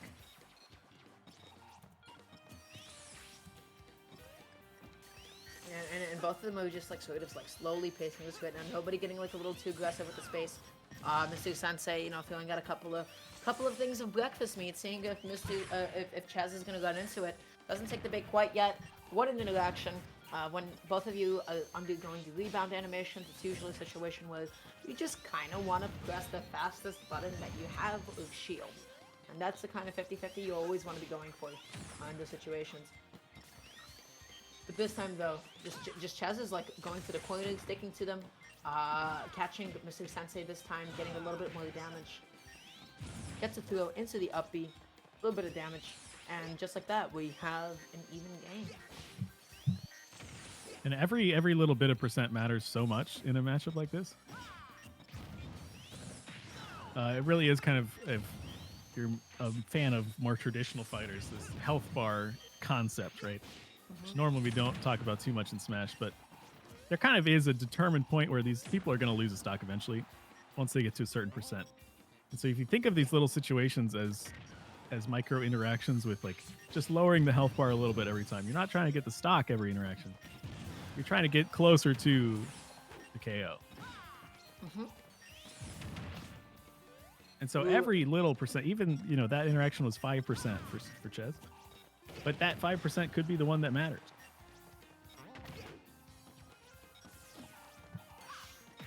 And once again, tries to go through the scoop with up smash, and I'm actually not sure if it can hit Game & Watch through his ledge hanging animation. There were some characters who, you know, they stick their head up so far, like we definitely saw with Bowser. Yeah, with I'm Chess sure up it against can. Bluxious. And It especially might. at higher percents where you have less intangibility on the ledge. That's kind of what Ches is going for here. But sometimes, like the animations, they just like they don't peak their heads high enough in order for that to be the case. They're both playing so carefully. Ches finds the back air. That's going to be the stock. And not only, so talking about how these little percents matter, not only percents matter a lot, but actually finding the KO matters so much. Because now That's a Ches is struggle. able to rack up all this percent without losing his second stock. And it's really hard for Game & Watch now to find the actual killing blow. Yeah, definitely. And Game & Watch is not a character that typically struggles to kill, but with a character like Sonic who can play so evasively, who can play at such a range away, especially when the fact that Ches is in the lead here. He has no incentive to approach, no incentive to hold forward. Getting all of this extra credit, tries to go off really, really far. Not able to find the stock. A little too much from Ches there. Gets punished for it. He's 109% in the lead here. No 9 on the judgment today. Ches is safe. He risked it all, man. He went for it. Oh, that down smash could have been so bad. Ches so close to dying there because had Mr. Sensei let it hold a little bit longer and released it better. That would have been it. That back air is not going to be able to take it at all from center stage. But no, this is definitely Ches's stock to take. Darting in and out, seeing if there's going to be any preemptive button presses from Mr. Sensei. But we're not seeing those at all. They both have to stay patient. We've seen a little too much aggression from Ches, I think, which is allowing Mr. Sensei to maybe come back in this game. As it now is very close. Absolutely. And ooh, Misu Sensei going, thinking that Chess was gonna go for the high recovery there, was not able to find it, Whoa. and that F tilt is going to connect. Yeah, you can't overcommit to forward in somebody's face range because they could just get all up in there. They could hit you with something that's, you know, they could hit you with something that both hits you and you bomb, and then suddenly you find yourself dying. I gotta say, I really like the way that Ches paced that game. Mr. Sensei just didn't have means of getting in. Except for the middle when Ches went crazy and lost his stock. But Yeah. yeah, It kinda the was. overall gameplay or game plan from Ches, I should say, is working out very, very well. Mhm. Ches is texting me while he's playing. He's telling me the info.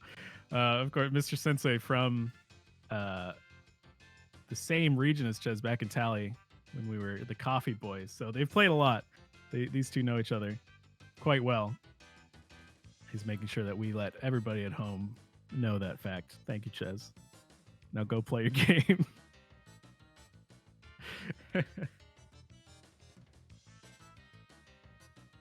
Yeah, I don't even know like what could Mr. Sensei be doing better to get him into game two. I guess like the biggest thing is like edge guards. I haven't seen him like really connect like a really solid one on Ches. Like You don't get a lot of chances yeah. against Sonic usually. But But yeah, you only have a that couple is of chances, and it's like, okay, well, this might just have to be a guess. that is an area where Sonic can struggle a little bit. You know, his uppie is pretty good at getting back to the ledge. It has lots of intangibility at the start. But if you can catch him before he wants to uppie, that can really struggle for Sonic. Yeah, no, definitely. We could have definitely seen more Chef at ledge. Chef, especially against Sonic, he might struggle. You know, in terms of just like finding the options in order to be able to deal with that.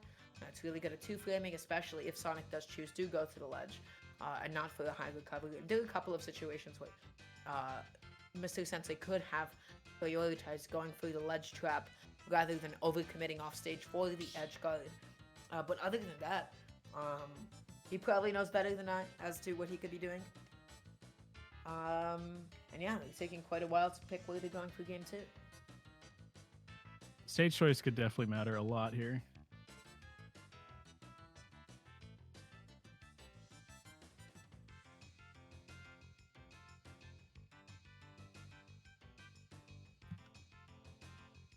They are taking their time, considering.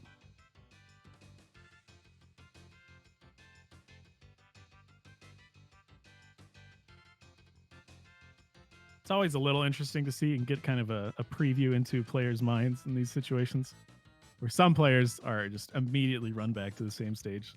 They just want to play again. Some take their time, think through everything, every possibility.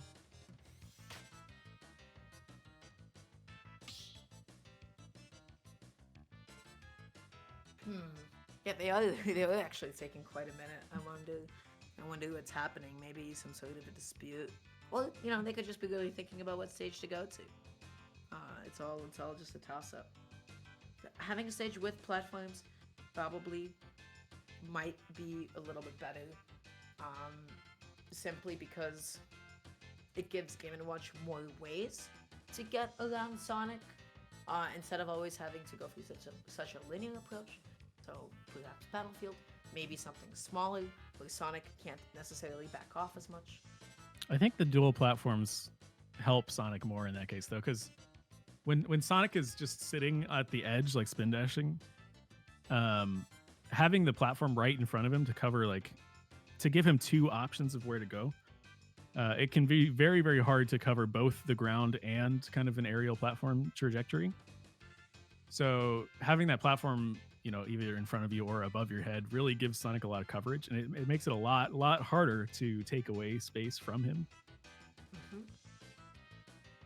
So something like, I could see Smashville being better in that case for a game watch against Sonic, but who knows? A lot of it does come down to player preference in the end. You know, nobody knows the exact correct answer in any of these situations. And it isn't, you know. It's always going to be subjective. There is no single definitive correct answer. It's always about how each player decides to treat the situation.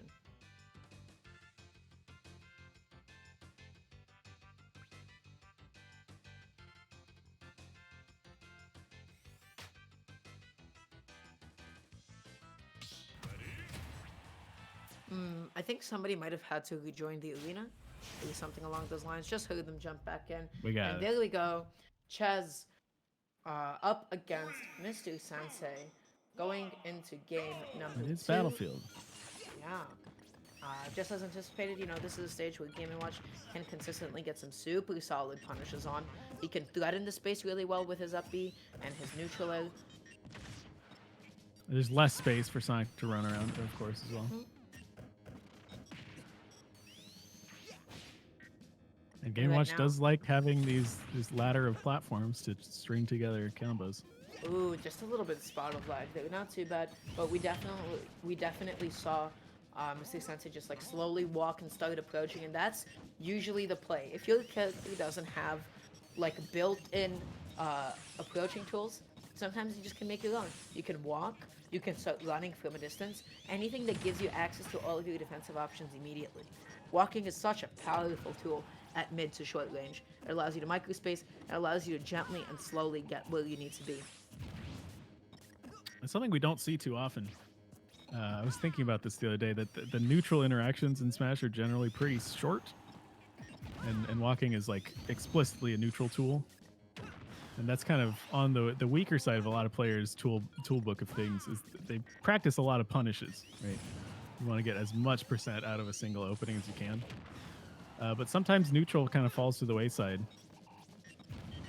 And because of that, they can maybe struggle to find the openings that they need. And especially in a matchup like this, neutral is huge. It's so important. Yeah, definitely. And there we go, Mr. Sensei with the first time actually having the lead for themselves.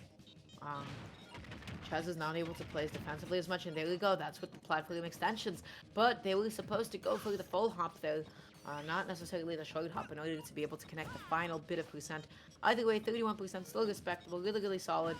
And now here comes the issue of Sonic. How do I take out this stock? Ches is going to be probably looking for these side Bs, maybe connect the forward air, could be looking for a raw back air. But speaking of a raw back air, Mr. Sensei just goes off and steals that stock so early. We mentioned edge guarding as a potential option for Mr. Game & Watch in the matchup. And we've seen two great ones so far. And now he has two stocks ahead.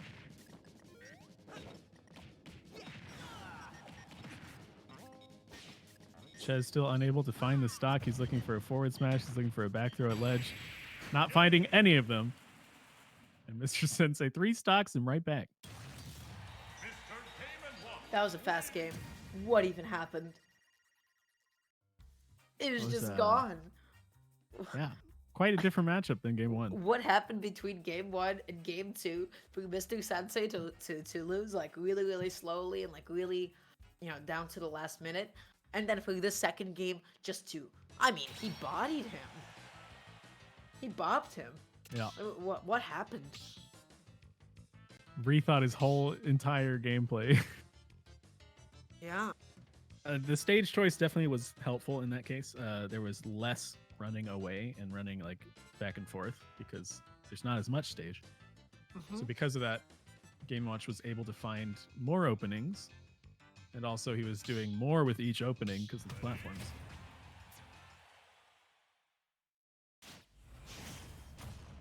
We're going straight into game 3. This is the final best of 3 sets. This is the last game for one of these two players. 3, 2, 1, go! Town and City is the pick from Ches. Much more room to run around, which is what Sonic likes. Absolutely. Right now, just Ches is trying to find his way to get in, able to find little bits of damage here and there with the side B into the forward air. And once again, we're seeing that issue with on such a big stage. Mr. Sensei can't start. Double down air, jab block, all nail one. Oh my god. That could have been such a steal. How many side Bs have we seen today? And no, 9. Sometimes, you know, the cards are not in your favor.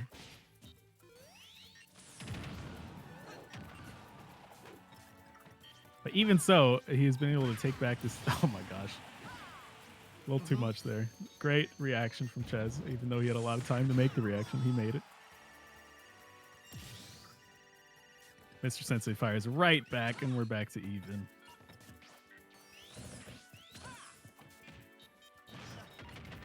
First opening, this could be a lot of damage. Ches able to get away to the platform.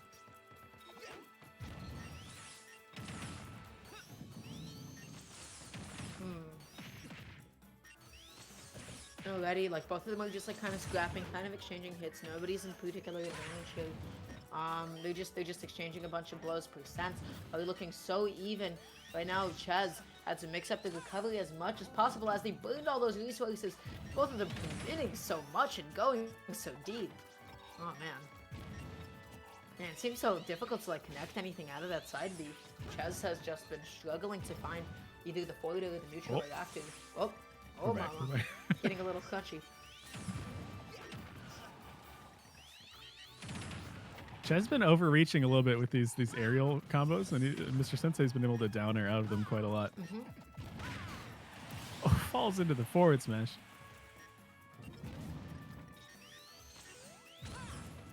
That is very good for Ches to find. You know, we've talked about so much how it's hard to find the stock. Sensei on his last life here.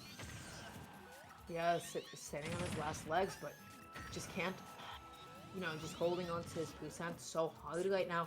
Unfortunately, they're dipping down a little bit too low under the platform. Not going to be able to find the back. It had to be a little bit tighter with the spacing. That was a great tech chase. Just, wow, Mr. Sensei was immediately buffering that option. And he was so close to being able to get it too. Ches pummeling a little bit too long. That could have been a lot with the back air, or back throw there. But good on Sensei to mash out of it. Oh, had the right idea on the roll out, but I'm surprised we saw no commitment to down smash. If he was gonna go that far to go for dash attack, why not like go through the full mile, go through the full coverage, and go through the option that would actually kill him? Just like that, Mr. Sensei is back in the running, has a big chance here. Just has to find a way to get back onto the stage. Goes through the really odd choice of bucket in that position. Not really sure why you would stall like that. But starting to land really, really nicely on Ches's shield, dealing bits of damage here and there. You have to play so carefully as Mr. Game Watch in this scenario now.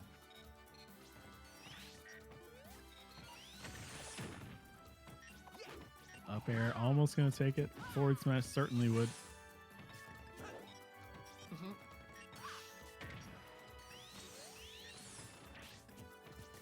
Ches is ready for it. He is trying to find the opening in any way he can.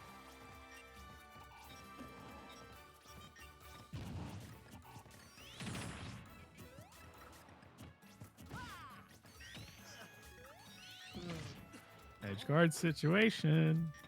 Scary for Sonic here.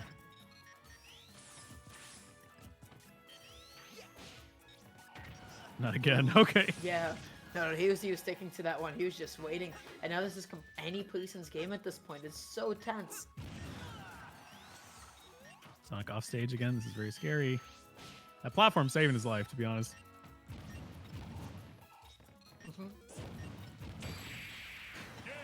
Forward tilt. Wow. There it is. Mr. Sensei, the one to actually take it over Ches. Ches started so confidently. Ches had the lead, but Mr. Sensei able to make it back, taking it 2-1 over Ches, meaning that he is going to be the one to fight up against BR1 AV and loser semis. And just like that, my friends, we are now in the final stretch of the bracket.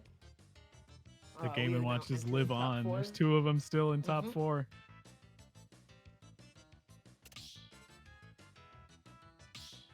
The Wi-Fi scourge of so many people's ideas. A lot of people complain about Game & Watch Online, but these two players are very, very strong. They've made it this far.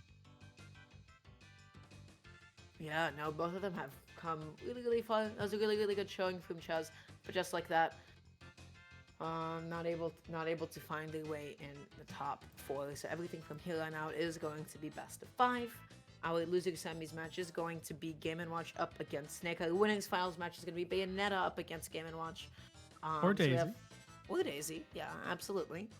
Um, so we have a lot of exciting matches ahead of us. Just want to say thank you to everybody that stuck with us so far, came out to support. You guys are what, you guys are the reason we stream. You guys are the reason we talk about the video games. And there are quite a few video games still to be watched today. And in the future, is Frame Perfect Series next weekend.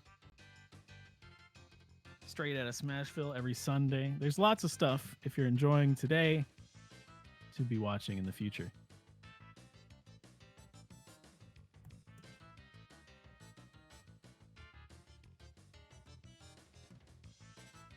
Another thing upcoming, Black Nebula's This or That Anime Edition is tonight, basically right after this finals. You can tune into that on their Twitch channel. And help choose your favorite anime intros. Quite a lot of this or that's to be chosen.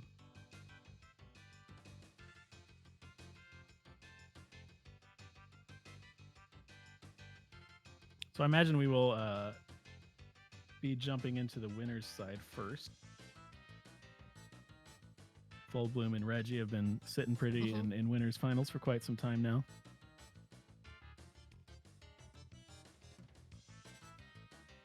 I'm really excited to see whether Full Bloom goes Bayonetta again or Daisy.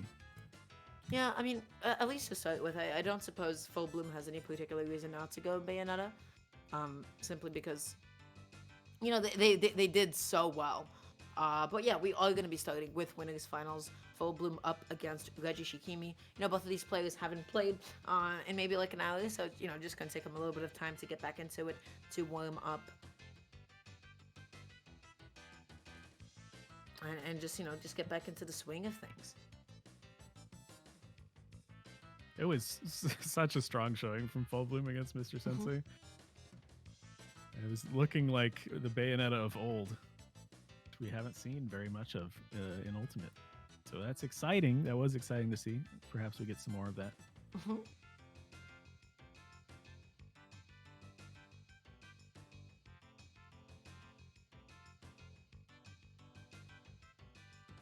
So yeah, I guess we're just still waiting on both of them to jump into the arena.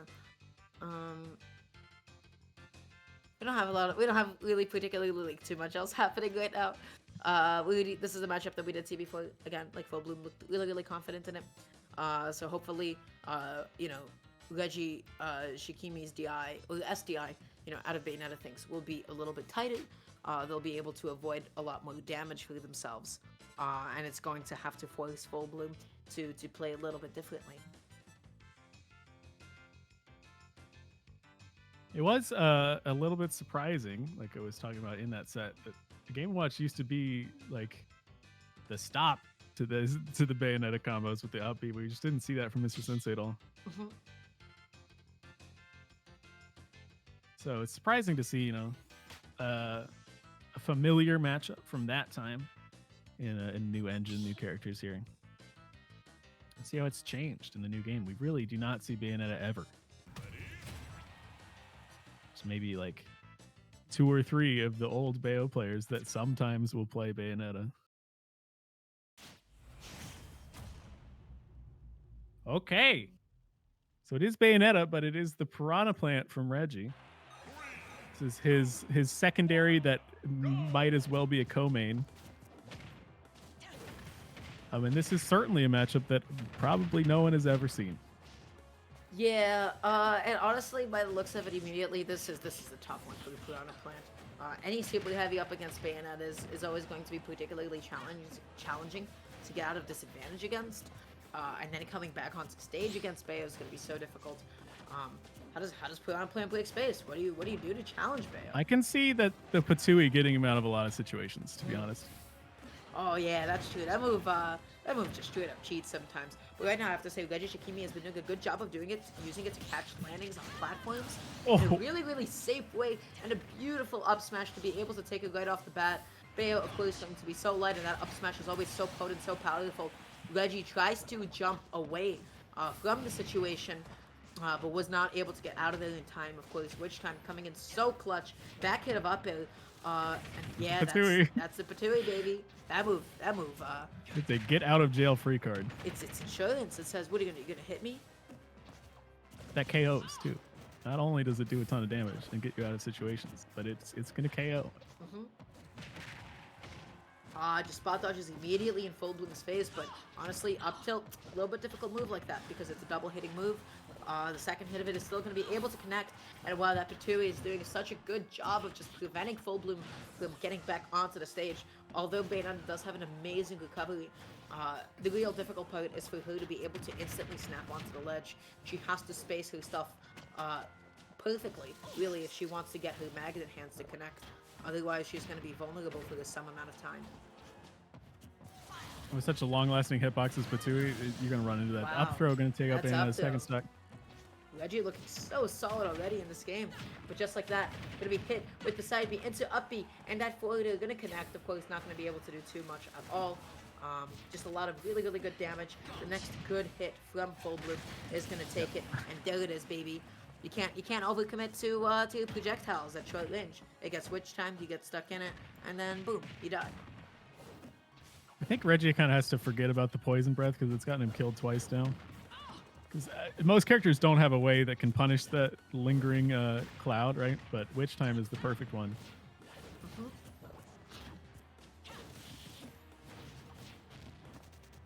And without a Witch Time confirm, it would be tough for Bayonetta to find the stock, I think. I don't think many of the up B off the top combos are going to work. Piranha Plant very heavy. Absolutely, and right now this is like at the dangerous point where Reggie Shikimi is not going to be struggling to take the stock at all. Patui here is definitely going to be able to take it, and there it is. That is going to be the up throw once again. Full Bloom.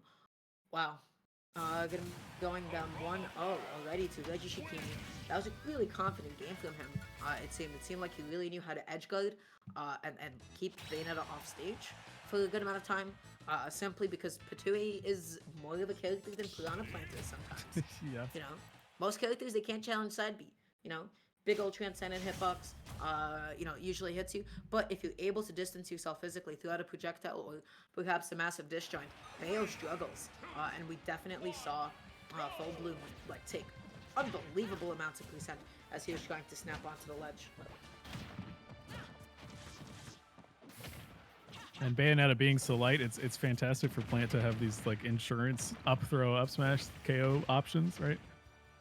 So the up throw KOing very early both times. Gets out of the forward air string. It's going to be quite fine, and Bayo falls to her death.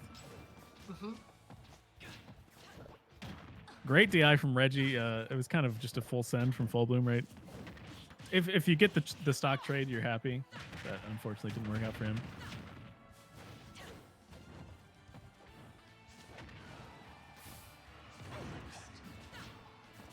Right now, you just see like Reggie Shikimi just like backing off completely, anticipating the Witch Time, and that's what you always have to do. If you got a projectile, sometimes if you can bait it out, you can punish it even more, but you can't be going through the traditional confirms. And just like that, up 3 stocks to 1, catching the jump with the up smash, but that up smash is not Piranha Plant's baby. It's not going to be killing nearly as early, and just like that, Piranha Plant still living, man.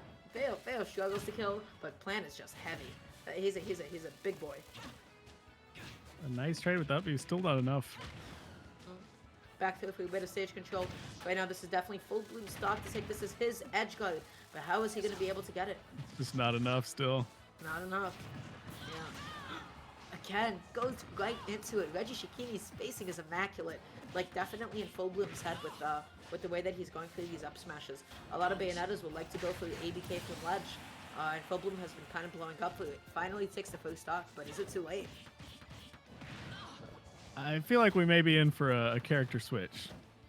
Is what it's looking like to me. Yeah. JV3, man. That was tough. That was brutal. That was a body bag. For sure. This is the weakness of Bayonetta that we've seen in the past and now. If you don't get those really early stocks, it's so hard to find a stock in any way. Reggie was making all the good leads. You know, the way that he was positioning himself under the platforms, always anticipate. So ABK from Ledge is such a powerful option for Bayonetta, but as soon as somebody anticipates it and is preemptively charging an attack, you know that they're ready for it. And you have to start mixing up your Ledge options.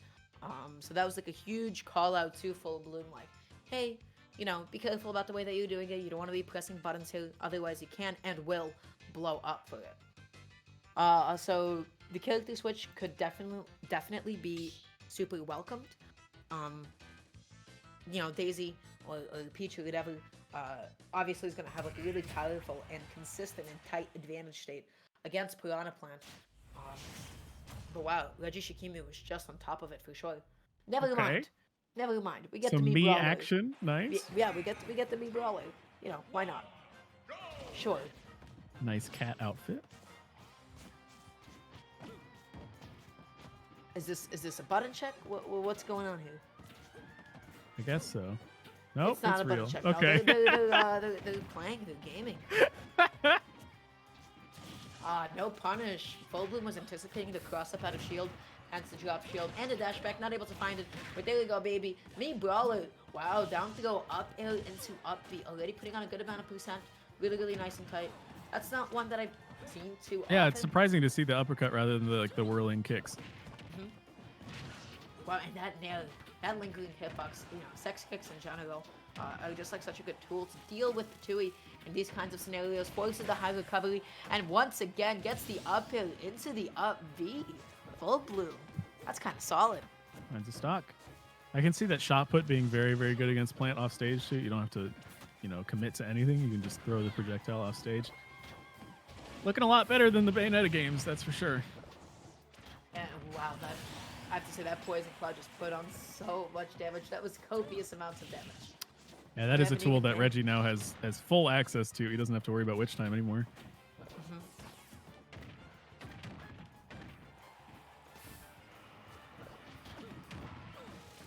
It's just great coverage. It you know, it will break shields if you're shielding it. It does 40% if you don't shield it. It's scary.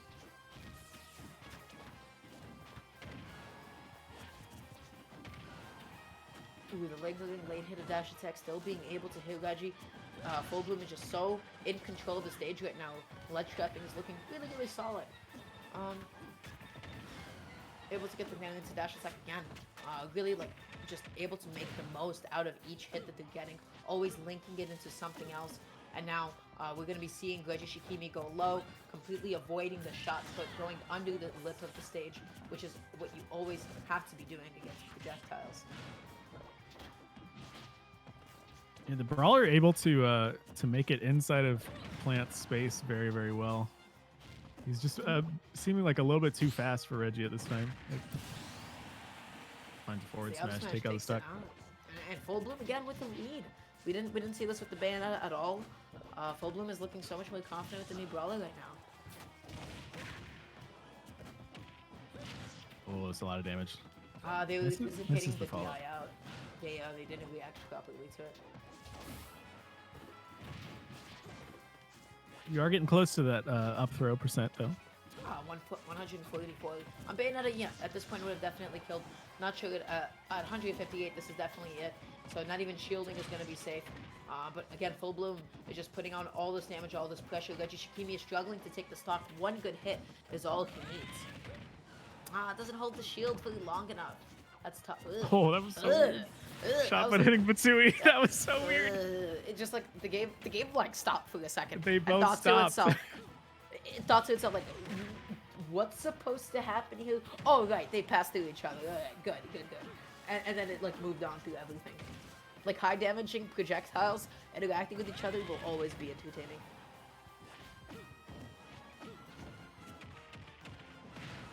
And to grab at ledge. The F-Throw goes for a bit of stage control. Really nice neutral air dodge. Was still able to drift past all those shot puts, but Full Bloom is just catching all of these anti attempts to get back onto the stage. Reggie Shikimi can't seem to find a way to secure stage control for themselves. Was able to bait out the down B and getting an up tilt into double up air. Reggie off of 1 or 2 leads. Oh, no. Look how much damage. Full Bloom looking so scared. He's dead. That was delicious. That was so good. That was a spicy advantage state. Oh my god, Reggie. That was sick. That was hype. That was sick. I'm so with it. Reggie had all the momentum, had all the right leads, and just followed full bloom and didn't let go at all. Wow. Oh my That's why god. you don't give up in games. You That's where don't he give takes up, it man. You always 3-0. persevere. You're an anime protagonist, all right? You gotta have some sort of music playing in your head. Despite that very strong showing from the Mii Brawler, Full Bloom knocked down to losers finals as Reggie advances to grand finals. Mhm. 3-0. The first two games were certainly rough, but that third game, it looked like Full Bloom should have had it. Reggie able to kind of steal it away at the end, some might say.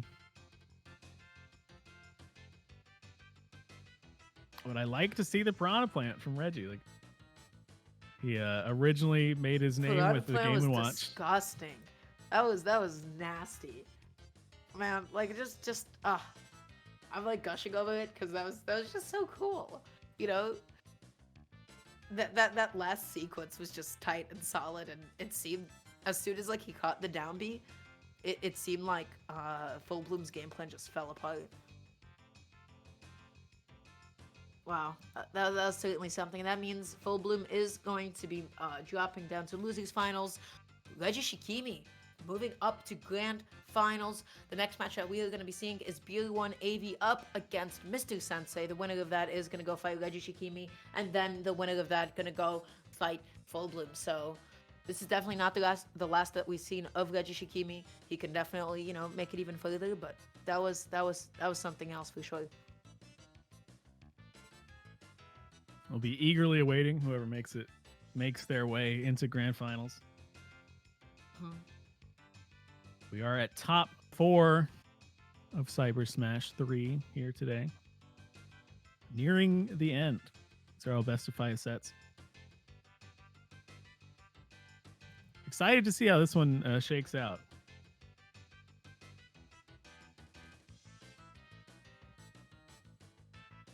This is presumably a Snake versus Game & Watch, which is a pretty crazy matchup in itself.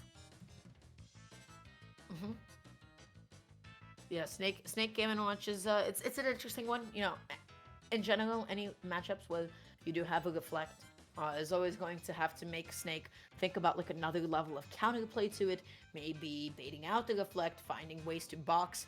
But Snake has the boxing tools, my friend. He came out of the womb with boxing gloves. He has access to dash attack. He has access to his tilts. He has access to all of these really good options. Surprisingly fast options. Yeah, surprisingly fast and good and strong options that, quite frankly, a character with projectiles like that should have no legal access to. It's a privileged one, the Snake, sure. But of course, like we were saying, the bucket throws a wrench or a spanner in the works, depending if you're in EU or America. It can be really tough for Snake to deal with the reflector that you can just hold out there whenever you want, as well as the potential oil spill if you ever capture any of the explosions themselves.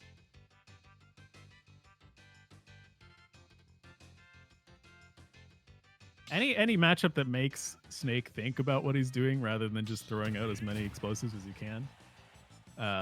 can make Snake struggle.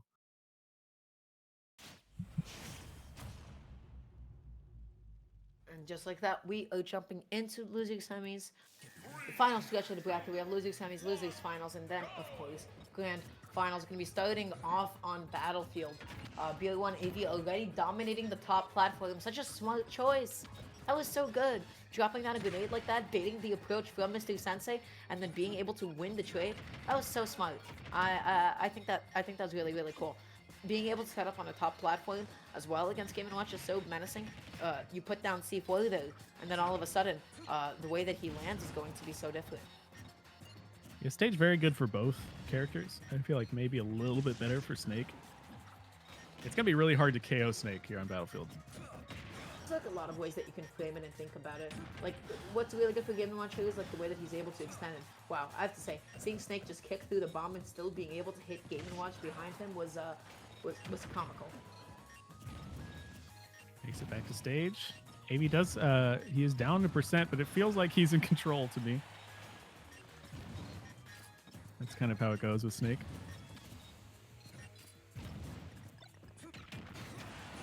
Oh wow, still being able to find the stock. I don't know if that was an He actual just runs up and attack. does it. He just Yeah, runs just- up and forward tilts. Yeah, ran up and did it. When AV was stuck tunnel visioning a little bit too much in his own side, and this is really where Battlefield can come into play. I would have expected to see like the full hop now, being able to extend it even further, but you know what, 63% and counting. Definitely nothing to complain about at all. Mr. Sensei doing great. He's avoiding all the attacks. He's finding his openings. AV wants that up tilt and he finds it, able to get the scoop. Finally evening up the style count, and now it's going to be up to him to find a way to even up the percent as well. You see Mr. Sensei not having anything to do with the left side of the stage, doesn't want to have anything to do with the C4, just says, hey man, I'm going to wait this one out. I have no reason to approach. Great conversions from AV though. A lot of damage very quickly. That is Snake's specialty. C4 on Game & Watch right now. Very scary. All right, it's back on Snake.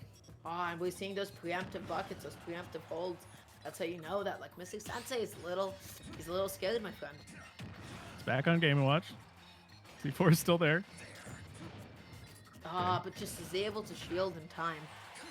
That back here, not going to be able to take it quite yet. We're going to be seeing the bait of the bucket. You know, AV spaces in such a way, doesn't get reflected at all. Parries the forward out.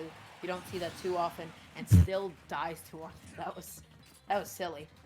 That was some suspicious DI. I'll say. B1 is just setting up shop. You know, he's wait for the right opportunity to throw a grenade directly at Mr. Sensei, waiting for him to press a button, and there it is. The down throw into the F tilt, and just like that, we have a completely even game, fresh stocks, fresh percent. But Mr. Sensei, that was beautiful spacing to still be able to connect the nail, but still be outside of the range of grenade. C4 into back here, man. That's not okay. Suddenly, Game & Watch is at 66%. And 80. will die soon. Just a couple of explosions, and then both of them are kill percent. And Snake has a button that says, "Hey, are you above 85? Oh, You're no. dead." That's a C4 spawn. Yeah, okay. Yeah, gets Saves the himself. tech. Makes up for his mistake. Stays alive. Jumps right into that forward. This is so scary. Gonna go high. Landing options really, really limited. Mr. Sensei was anticipating some movement mix-ups. Not able to find him though. There's 2 sections of the bucket filled. Oh my god, that get up attack just hitting away the forward. Sensei is fishing for it. Oil Panic is That's- alive. Oh god. Okay. An explosive on the platform. Gonna take out Mr. Sensei as AV takes game number 1. Very close, very scary game.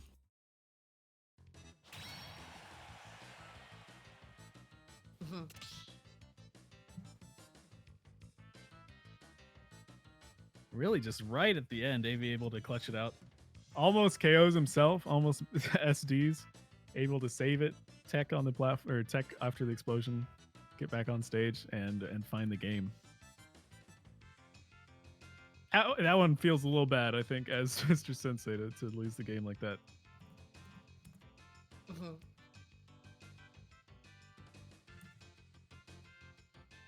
That was something else. They at the end they were just both like, okay, I need my kill button to come out before yours.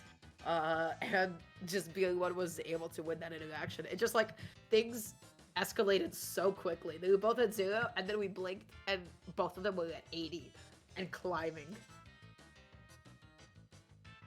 It's basically any match with Snake that can happen on both sides. It's really what the players can do with their their heightened percents at that point.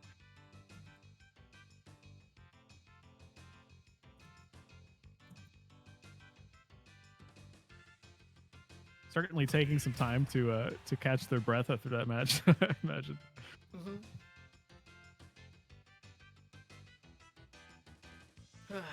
Wow.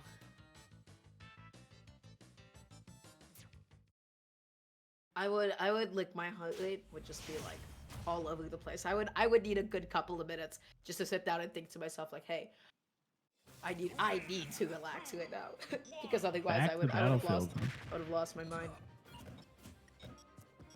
We are back again. Game 2, same play. Like I said, it's good for both players. It's good for both characters. Mhm. We see Sensei going for loading up the bucket a lot faster in this game. Wasn't able to use it last game, even though he had fully stocked. It is, of course, a ridiculously strong, ridiculously fast projectile. It comes out so early. Mhm.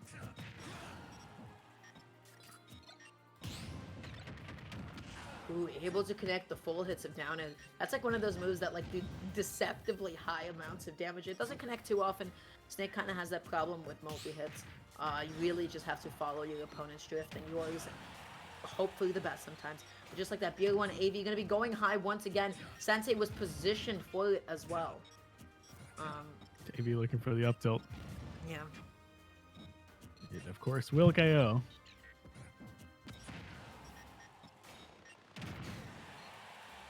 What a trade with the downer, almost taking out Snake stock. He keeps recovering high, taking more and more percent.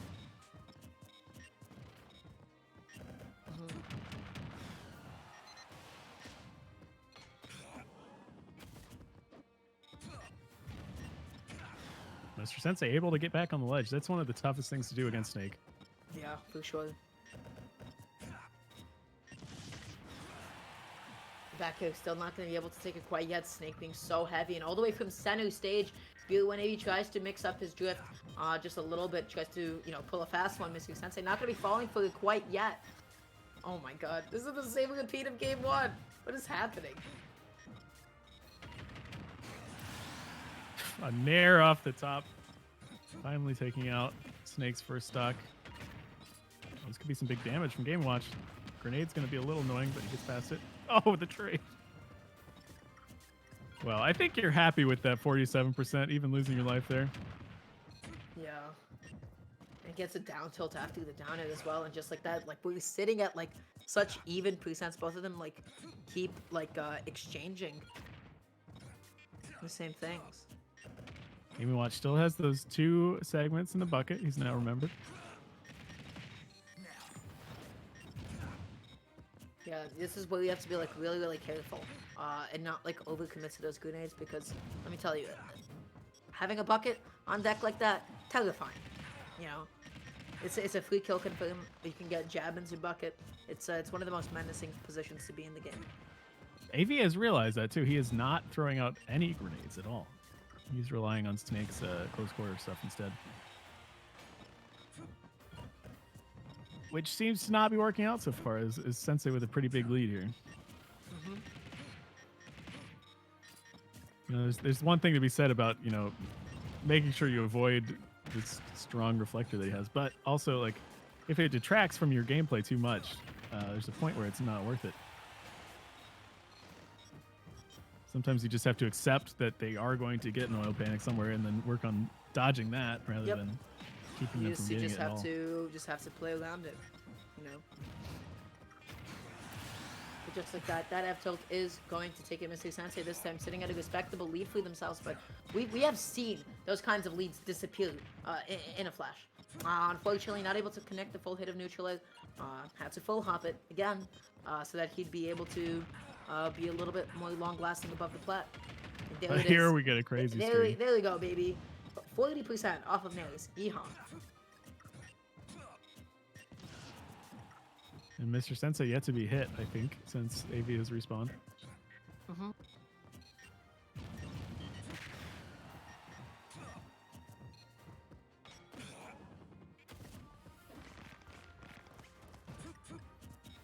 Oh wow, not able to get it quite yet. That would have covered like quite literally 3 out of 4 of those options. But Mr. Sensei properly recognized the scenario and like alternated between, you know, either the neutral get up roll and get up attack or the roll back. Because really, BR1AV does not have the time to cover everything. He can cover only, you know, 1 of 2 of those scenarios. The next one certainly would lead into the forward tilt from a down throw, so not only does up tilt now scary, but the grab is equally scary. Ooh, the late hit of up air. Still not taking it. That was surprising. But as Mr. Sensei here, just any percent you're getting now is great. Yeah, 99% on Snake. I mean, like, all he needs is one good hit. 114% now. He's gonna be looking for left or looking for back air. Up, there it is. That's one. You know. Oh, misses the down air spike. Looking for the fill, does not get the bucket filled. But Snake suddenly at 155%. Now he does have low panic. This is so scary. Now AV is not going down to the ground ever. He's just gonna stay away. Okay, there it goes. No, that is so tough. Losing a bucket like that is so quickly. It's man, this is gonna be difficult. Still somehow finds a way to time neutral get up, gets the down air out of shield. By the way, we're gonna talk about just how fast that button is in just a second, because it has no right being as fast as it is. How is BLE1 gonna be able to land? This is scary. Oh, oh no, not again. He makes it back at 169%. BLE1. Insane. Oh actually. my god. That is something else. I don't even know what to say about that. That was the full extent of the up till right at the top. Able to catch the jump from Mr. Sensei. Brings AV to a 2-0 lead in this best of 5 set. Oh wow, this is that was not the way I was expecting the game to go. Like a part of my body was like, yeah, he's gonna win this. You know, he's gonna find an up tilt at 90, and he did.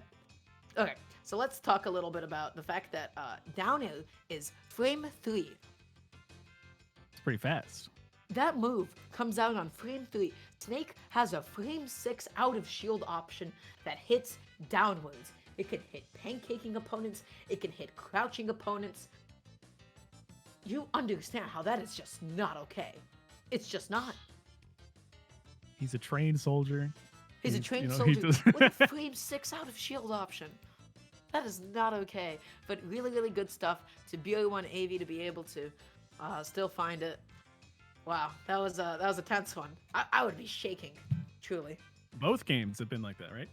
The first one Yeah. equally close. Mm-hmm.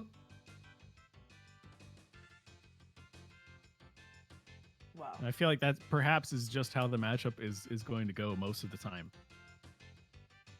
Because Snake, these last hit scenarios happen so often because it's very hard to KO Snake. He was living to 160+% there. Because he gets out of these KO options so often, he ends up in these high rage last hit scenarios quite often. And with such KO power that he has, he can make crazy comebacks like that.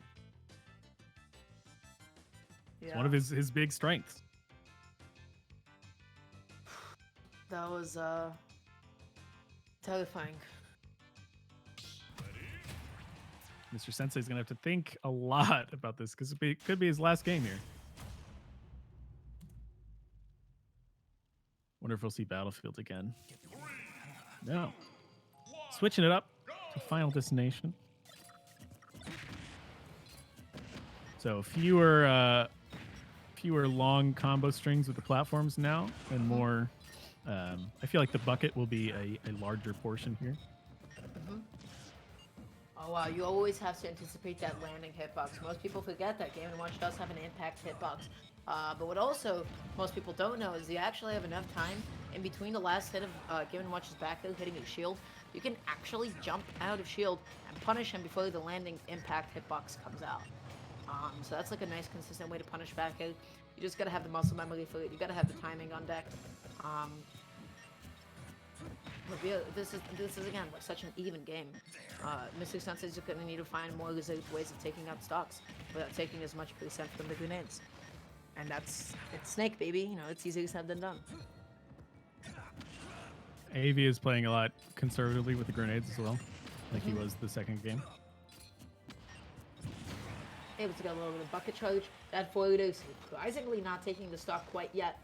Tries to go down high. Ooh, really, really good whiff punish from BLE1. Finding a dash attack, catches the landing. That's the F tilt. Almost taking it, not quite yet though, and that's the Nikita. Surprisingly, no bucket for Mr. Sensei. Not sure why. He was just like barely turning the bucket around in that moment when the Nikita hit. He thought he'd already reflected. No, Oh my no. gosh! We were talking about the last stock. He needs to give us time. He did What not is have a this? second stock. Mr. Sensei now on his last legs. He needs to cut this bleeding right now. I mean, the bleeding is just not stopping. 40% and climbing, just keeps on getting hit and hit over again, and finally finds that stock. Needs to slow down this pace, reset stage for themselves, and find ways to cheat. Like now, it's a side B. You know, if he can find judgment right now, it'd be That's what he sick. needs. We haven't seen it yet. Certainly help him out in this last game.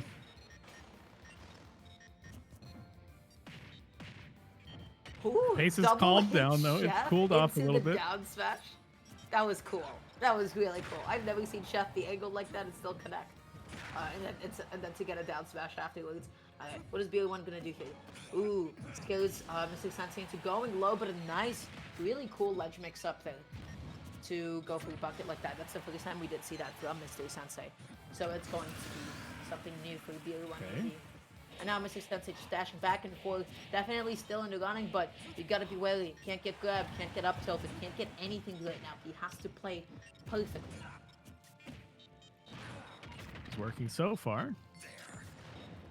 Anticipating a neutral air dodge or the drop down, or rather was probably looking for the drag down, hence the up tilt. Did not expect the full hit of it to connect. But either way, Mr. Sensei is playing like, I mean, so evasively. Just making sure that they're not getting hit. They're anticipating all of BO1's attempts to get the kill. And they're piling on the damage, but is it too late? He's got 2 charges in the bucket. Could be a factor. Maybe not. Great Avoids the jump grab. out That's of huge. shield. Yeah, BO1 wants to go for a bit of a cheeky tomahawk there. And that dash attack, yeah. You gotta expect it, buddy. You It's know, so fast. it's so fast. It reaches so far. It's so safe. It crosses up. That attack, I mean, it quite literally does everything for you. BR1 AV taking the set 3-0. It did not feel like a 3-0 if you watch those first 2 games. Yeah, no, not at all. I was afraid that Mr. Sensei was going to come back from it, but BO1 clutched it out, and that means BO1 is going to be moving on to fight Full Bloom in losers finals. Reggie Shikimi once again sitting in grand finals. Really, really good stuff for BO1. We're getting some fast games. We're getting like back-to-back 2-0s. Surprisingly 3-0s. fast, yeah. Those Yeah. were quick. Mm-hmm. Especially that game, Mr. Sensei didn't even have a second stock. You know, he just went straight from 3 to 1. So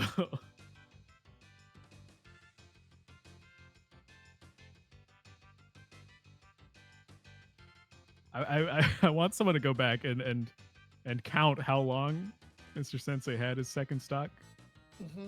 because it was seconds long. It was Yeah. It was Single digits. It was in the single digits for sure.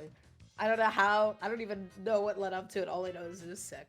And honestly, BO1 getting a lead like that is exactly what he needed in order to clutch it out.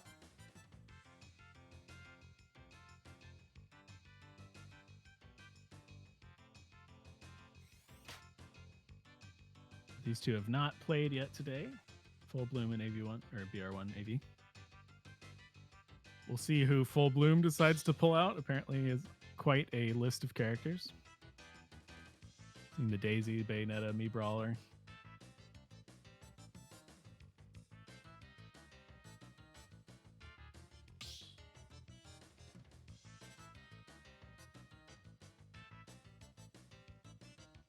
But while we're here, this is the top 3 now of Cybersmash 3, presented by Cyberstorm GG. Thank you, everybody, for watching. I hope you're enjoying your time here today. Mm-hmm. And guys, once again, we have been on for quite a while. It's already 5:30. Just want to remind everybody, number 1, you guys should be drinking water, keeping yourselves hydrated. And number 2, make sure to get up and stretch every now and then. Make sure you got some blood pumping through your veins, circulating throughout your body. You want to stay not necessarily active. I'm going to be real with you. I don't exercise. But you want to move. All right? It's the least I can ask for. You know, I'm not telling anybody to go out there and exercise. It'd be hypocritical of me. But I'm asking you guys to get up and move. It's really, really important that you don't get a little too sore sitting down for too long. Now, with that being said, we are jumping into losers finals, one of the final sets for the evening. BR1 AV and Full Bloom playing Snake and Bayonetta respectively. And just like that, BL1 is already opening up with so many grenades, already 21.6% to both of the names. Yep. You've got to be so careful about the way that you're hitting shields. They just keep trading over and over. These trades are certainly going to help out Snake more than Bayonetta, but this combo doing a lot Wow, of damage. 103%. That was huge damage. Exactly what Full Bloom needed. You're not going to be taking Snake quite off the top just yet. But if he is going to go high, yeah, that's what you're looking for. Ah, Looking for these Full smash Bloom had attacks. the right idea. That was definitely the right idea. Ooh. That grenade saving his life. I can see Yeah, Witch Time being a huge factor against Snake. You really, like against Game & Watch, you have to be very careful with where you put your hitboxes out. Yep. If you throw out a projectile improperly against Bayonetta, it'll get Witch Time, then you'll explode, and just like that, Snake splattering across the That was screen. sick. It was his own grenade he was holding on to. He got forward thrown, KO'd off the top. You know, sometimes it be a lot, you know. Till he did it to himself. Okay, grenade getting Snake my out of the God. combo. They just hit each other, grenade, hit each other, grenade, over and over and over again. It just doesn't stop. Once And then again, sometimes- grenade getting him out. Yeah. Can happen again? No, okay. Wow. C4 almost taking out Bayonetta. It definitely took Full Bloom a second as well, and that C4, actually, I have no idea what killed. It was was a C4, definitely wasn't it? C4, yeah. It's definitely C4, yeah.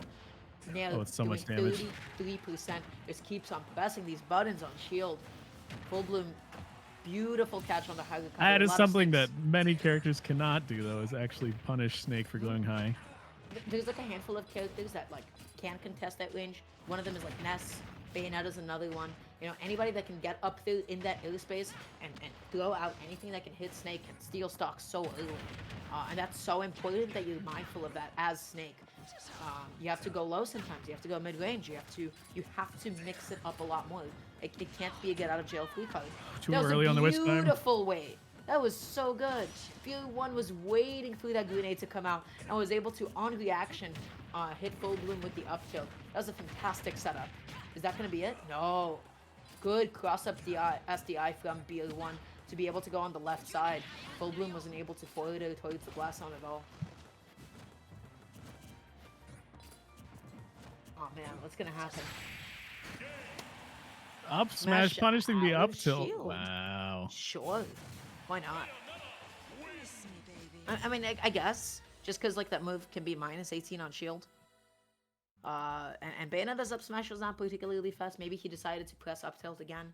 Yeah, he might have gone for the double. We see BL1 do that a lot, don't we? Like, he presses up tilt on shield and thinks, oh man, I hit somebody else's shield. Well, time to do it again. They won him a set earlier, but it certainly lost him the game there. Yeah. Such a fast pace, because the grenade trades, there was about 200% over the two of them. Oh, It just absolutely. happens in 20 seconds so fast. Yeah, absolutely. Like, BL1 was like, yeah, I'm going to keep trading with you. Because the reality is that when you're a heavier character than your opponent, you benefit from trading. You know, even though you're taking the same amount of percent, if you're scaling it relative to when you should be dying, this is a win for Snake, always. It really accelerates the pace of the game, though. Whoever doesn't look like at the this. early It just stage, doesn't we're just stop. going to move straight to KO But stage this here. time, it works against BL1's. Oh my god. That was a huge call out. That's full Bloom saying, hey buddy, you're gonna put yourself even higher? You're gonna ladder yourself for me? Perfect. I caught you. I was able to find it. Wow, almost converting off the back hit of the up air. I have to say, Full Bloom is kind of popping off right now. Such a fascinating Bayo. Yeah, I mean, the trades are helping him in that he doesn't need to do very many combos before he can kind of do this kind of thing off the top. So it makes it a lot easier when you're just looking for KO options rather than just racking up percent, because that happens so fast. Yep. Absolutely.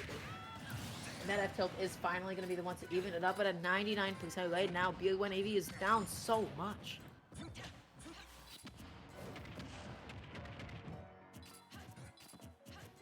Feels like maybe not in the grand scheme of things. You know, Snake is used to this. Mm-hmm.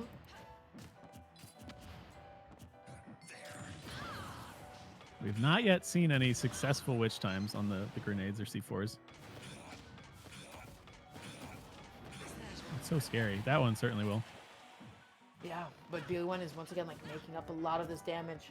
Full Bloom tries to go high, not able to find it. Ooh, BLE1 had the right idea, but a little bit too late with the up tilt. That was just unfortunate. Had the right idea, but should have just pressed the button quite literally a frame or two sooner before that shield was out and active. That being said, once again, we have a completely even game. BLE1 setting up his usual grenade shenanigans, but that was an excellent wait from Full Bloom.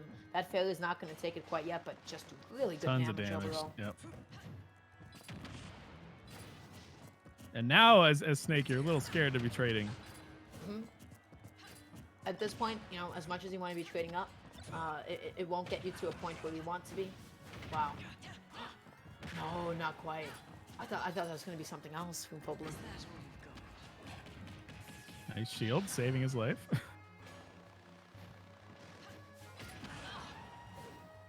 Up air, not quite strong enough. Back air. But back air, is that going to be the one to take it? It is. Full Bloom takes 2-0 lead over AV. And these are so fast match. Every match we've seen with Bayonetta has been so fast. One way or the other.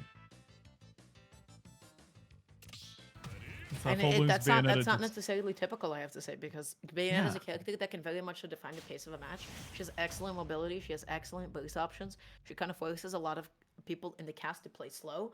Also, this is a matchup that Bayo mains complain about a lot on Twitter.com. Granted, you know, that's not to say that Bayonetta mains don't usually complain, because they do, but this is definitely like one of the more difficult ones for them.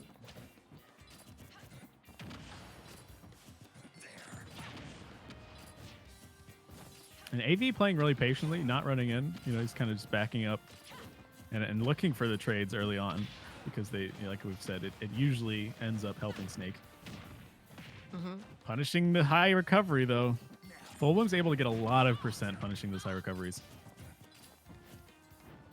Yeah, BLE1. Perhaps even more so than they would get off of regular ledge trapping. Wow, that witch time just catching BLE1 in the lag of the up smash. From like the first launcher hit, BLE1 was like stuck in the full animation.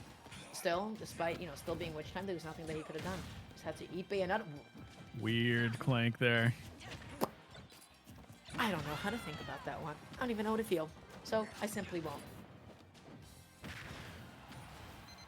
AV still looking for the first stock. It's hard Yeah, to pin down Bayonetta. That's the strength of hers.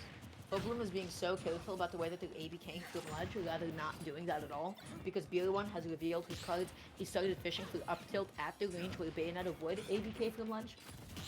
So, you know, Full Bloom is just adapting beautifully right now. Getting tons of percent still on his first stock.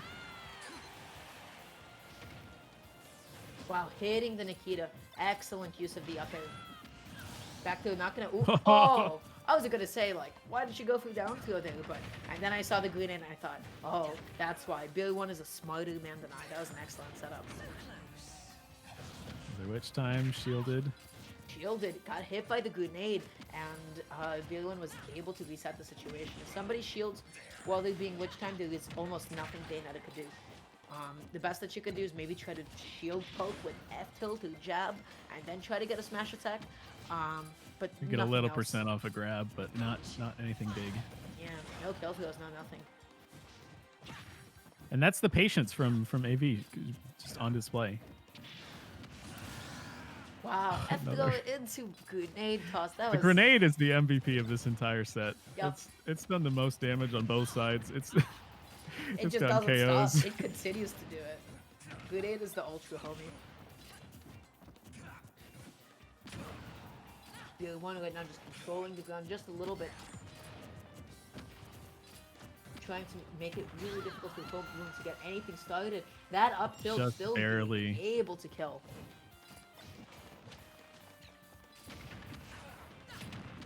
Some more trades. Yep. Lots of damage.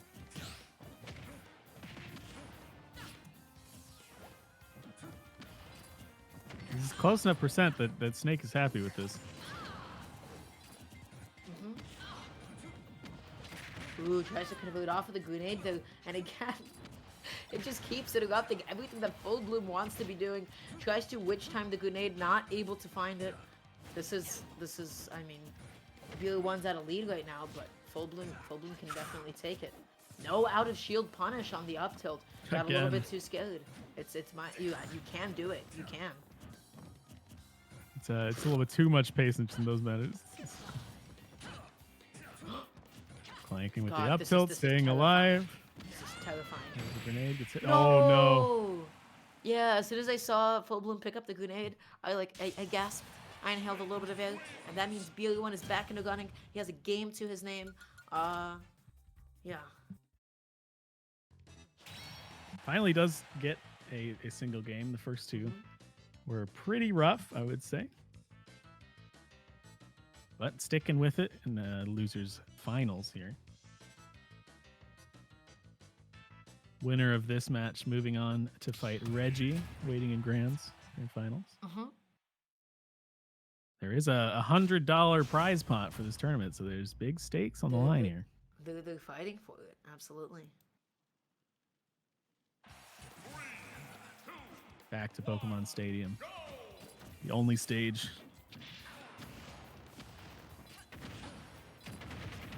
Here we go again. Early second up B actually takes the stock. Wow. A Full Bloom is insane. Full Bloom is ridiculous. I can't believe this. Like, I'm like shocked, honestly. It is honestly surprising. We don't see it in Ultimate ever, almost.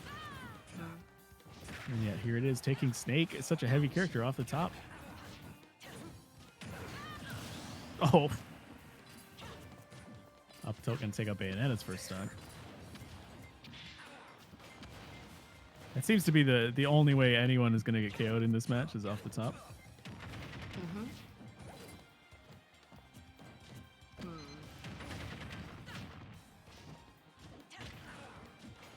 Getting so much damage. Full Bloom is in control of this match.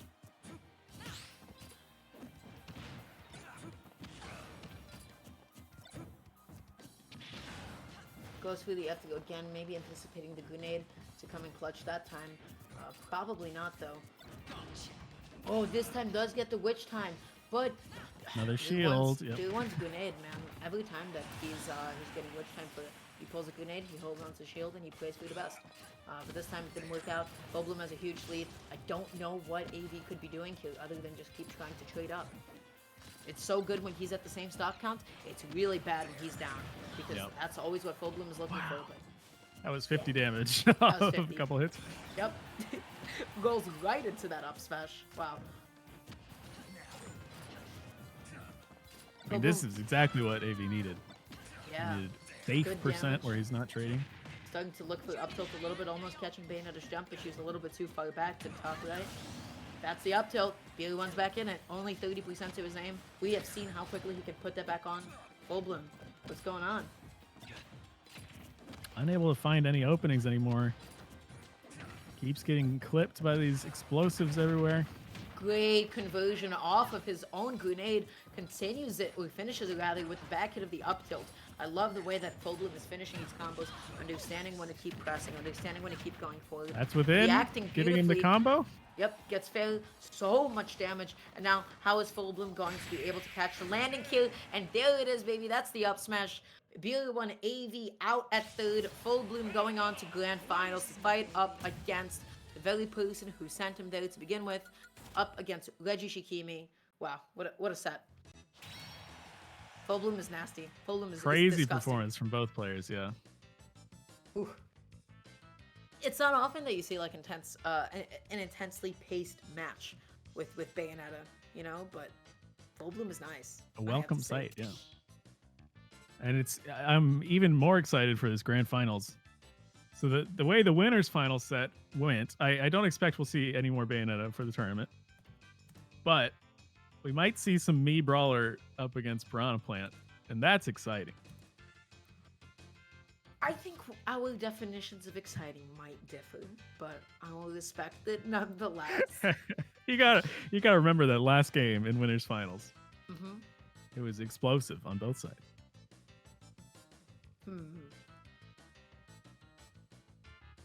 But the Bayonetta was really, really struggling against Piranha Plant. I think as long as the plant is an option, we won't see any more Bayonetta. We again, we could be seeing more Bayonetta. We could be seeing more, as you mentioned earlier, Daisy is always a possibility. So now, gamers, we are approaching the final stretch of the evening. I just want to say thank you to everybody that was able to tune in so far. We still have an exciting set or two potentially ahead of us. Just hope everybody knows that I appreciate them. It has been a fantastic time. I've been enjoying myself immensely. There's always great matches, and then I'm glad to be here with Cyberstorm GG as we wait for the grand finals.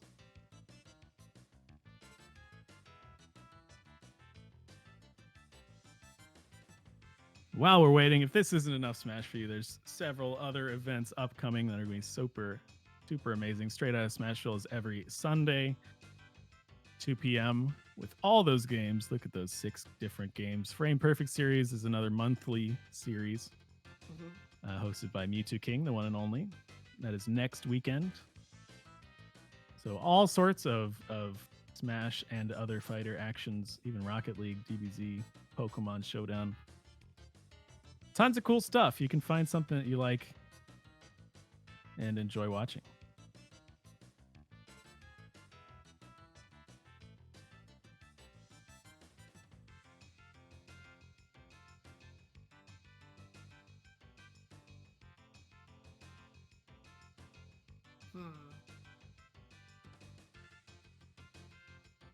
Wow, I'm just still like coming off of the last game. That was something else.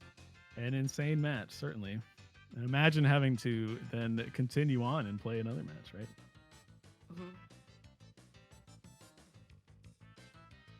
The pacing of these online tournaments can be slightly different than the LAN tournaments of old, because sometimes you just got to keep playing, whereas LAN tournaments might have these different waves or different time sinks that don't really exist in a Wi-Fi tournament. You really just have to be ready to go again.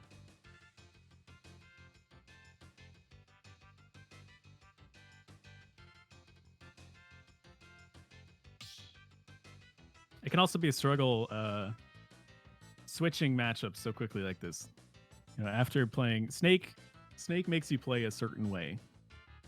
Certain characters like Snake, Sonic really force their opponents to dictate. They get to control the pace. They get to set their own game. They get to be the one who they make you play the game. It's not just a matchup. It's a completely different way of looking at neutral, of looking at different situations, of knowing some things. It's so many different unfamiliar scenarios, and there are like some matchups that you really need to know the ins and out of to be able to properly adapt in. And then having to swap to playing something completely different, it can be hard to make the adjustment quickly. And just like that, we have it. I called it. There it is, baby. Brawler versus Piranha Plant. I'm excited to see not just more of this, but like a whole set more of this, because the third game was very, very close in the last set. And so I wonder how this best of 5 will develop. As Fullbloom gets another chance at Reggie here. Doing fantastic so far, I would say. Because he finds the first stock off of that. Confirmed from the throw into the uppercut. Yeah, I mean, again, like we saw this in winners finals. We saw the way that Fullbloom was able to get those, especially like down to go up. Oh no! Oh boy, what a way to start, huh?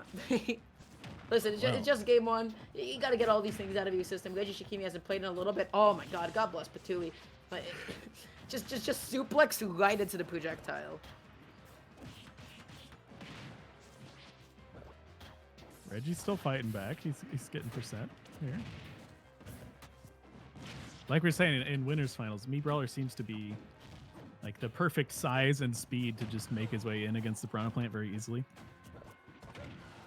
And that is where the plant can struggle. He does have Patui as kind of like the get off me option, but Mhm. if you're able to clank with that or avoid it completely, it can be hard for the plant to do much. Another suplex, lots of damage. That's never going to KO, but it does a ton of damage. Gonna be going super deep, trying to see if maybe he can catch the preemptive upbeat. Oh, But okay. God, drops down a little bit too low. That uppercut. Man, okay, I have a question for you. What is happening this game one? It's hard to say. It's hard to Fulblum say. did have a large lead, so go for a risky option. Yeah. Not the end of the world. Is it the best decision? In hindsight, no. But you can take these risks when you're 2 stocks ahead. Mhm.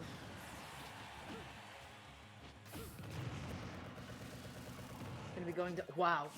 Just go away from Okay, it. Don't I'm sit gonna in be it. real. I'm gonna be real. I don't know. They said like exactly what the thought process was there. I would have got committed, maybe going away. Maybe they didn't want to like give up too much space there. Jab to grab. Wow, forward throw takes it. And that's Fullbloom finally taking the game off of Reggie Shikimi. Now, granted, that SD in the beginning was a little bit difficult. Yeah. But the first stock was just straight. That first stock was just straight Fullblum sauce. destroying. Yeah, that was straight sauce.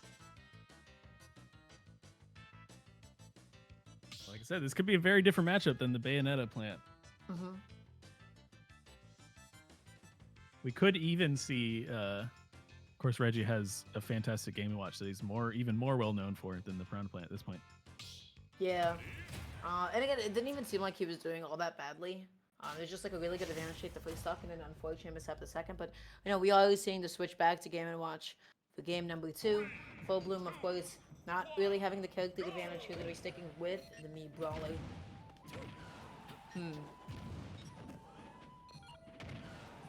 I can see this being a lot better for. Oh my gosh. Well, I was going to say it could be a lot better for Game & Watch, but after that down air, who's to say anything anymore? It just doesn't stop. Fullbloom is just like full speed ahead right now. But right now, Reggie Shikimi able to get a little bit of damage off. Had the right, sort of the right idea with the up smash. Just held on to it a little bit too long. Caught on to Reggie Shikimi's caught on to Fullbloom's aggression. Generally, these are matchups where Game & Watch does rather well, where the opponent is always approaching you. They can often bait and punish things pretty well, but Fullbloom very strong so far. It's not really allowing anything to happen.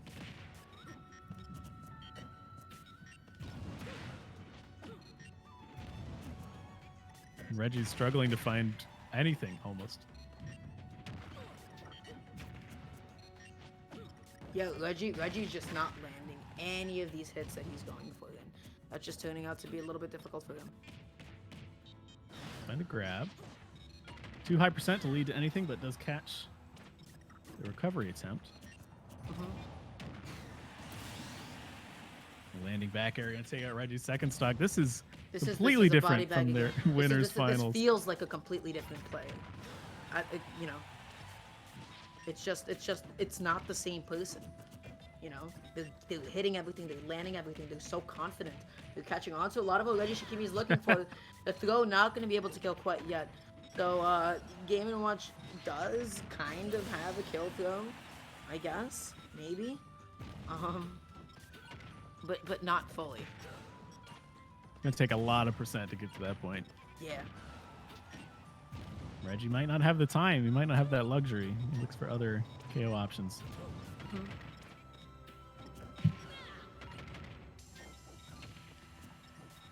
It looks like he kind of has found his footing now, but it might be a little too late for this match, this specific game. Not killing quite yet, just despite how light Game & Watches tries to go for the finisher once again. Reggie Shikimi's down here, still being able to beat it out. They're just scrapping. It feels like everything that Fullbloom is going for is connecting, just like that. A tomahawk up smash. Wow. That's insane. That's wow. That's something else. Reggie has to think really hard right now about what character to go. I imagine, because that was equally as it feels as destructive as the match against the plant was. Got to figure out this brawler pretty fast. He does have, the luxury of being in the winner's side, so there could be a reset, have another set. But even so, these have been super strong games from Full Bloom. It's a different kind of confidence that we've seen. Definitely on a goal, tearing it up. The last game, tearing it up even more this game. I won't be surprised if this is the one that's ready to bracket reset and then into a new set right off the bat. I've never seen the Full Bloom Mii brawler, but wow, it's truly something else. These extensions with up B are so interesting, and he's able to connect them and get so much mileage off of them.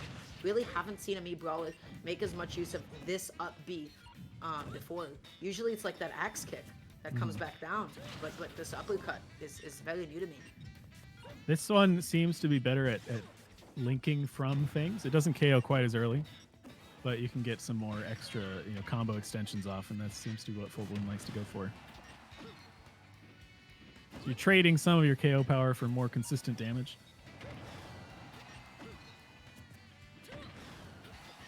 Who is able to catch a landing with the dash attack, tries to go for these reflects on the shot puts, not able to find any of them.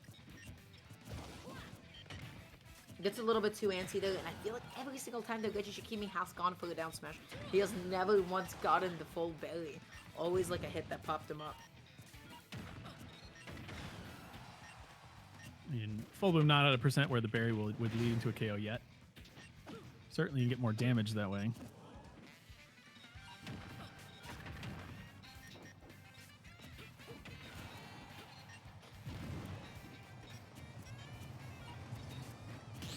Just like the next hit is gonna be it. But I have to say Reggie Shikimi is playing pretty evasively right now. Wow, did not. It's like Zero Suit. Yep. Always having one trick up their sleeve to be able to recover.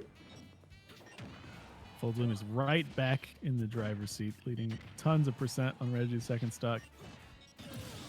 Goes the other way. Okay. Not sure about that one.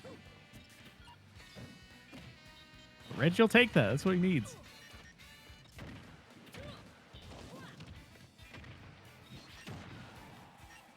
Still finding a way to land out of the corner, out of disadvantage with down B.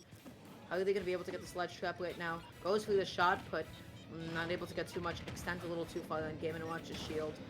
Tries to press even farther with up B, sets themselves up for the down air. Reggie Shikimi just, they're sticking to the, the advantage flow chart. They get the throw, they get the nail, and they get the up B. Maybe they miss it, they can still go for the down air. And just like that, Reggie Shikimi not able to make it back onto the stage for the first time. Wow, what a catch. It's even again. Things don't seem to stay lopsided for very long in this game.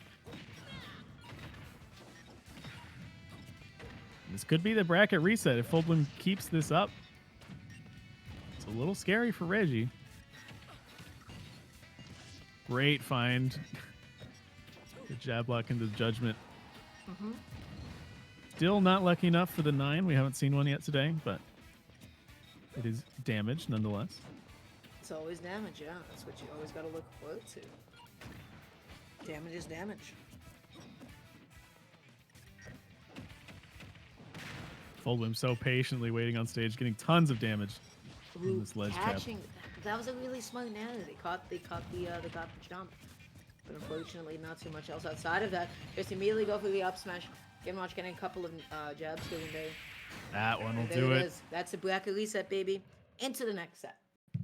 Wow. The patience from Full Bloom was completely on point that game. So normally against Game & Watch, we see a lot of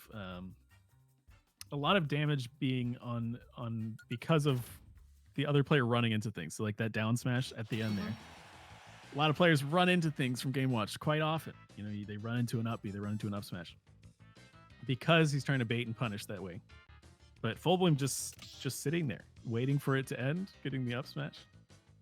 It's the kind of patience that you need to take down such a Game & Watch as Reggie Shikimi.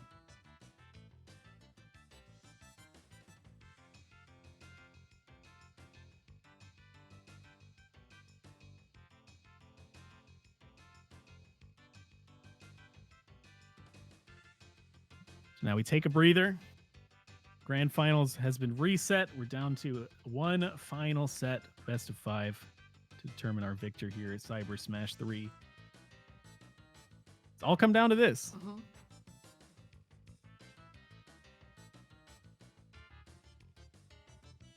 Wow. It's crazy to me just because like how much of like I don't want to say a wash, but it was a bit of a wash on winning side. A 3-0 from Full Bloom, or rather a Full Bloom from Reggie Shikimi, excuse me, and like what a turnaround we're seeing now. You know, it feels like a completely different play, a completely different mentality, and so much more momentum. I think in the winners final set, Full Bloom kind of unfortunately stuck with the Bayonetta. The first game was pretty close, so he felt like he could do it, but it Yeah, really but then that the game brawler two is was the just right rough. choice here. Really sealed the coffin for them. And that being said, we are now beginning the set of true finals. Bracket reset. Full Bloom actually winning the first set against Reggie Shikimi, able to get a little bit of damage going already, just catching Reggie, pressing Oh my buttons. gosh. Reggie is pressing these buttons, and he's getting hit for it a lot. That's exactly what Full Bloom is doing. Like, I don't want to say Reggie is mashing, but there are times of disadvantage when we're seeing forward it, we're seeing neutral it, we're seeing back it come out, and all Full Bloom is doing is waiting, he's reacting, and he's hitting him for it.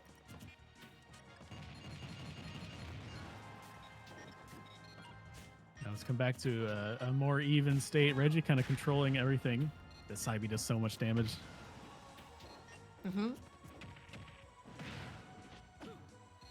Now off stage. This is where Full Bloom has gotten a lot of percent in these ledge trap scenarios. Waits patiently on stage to see what Reggie throws out. The uppy out of shields takes the stock. And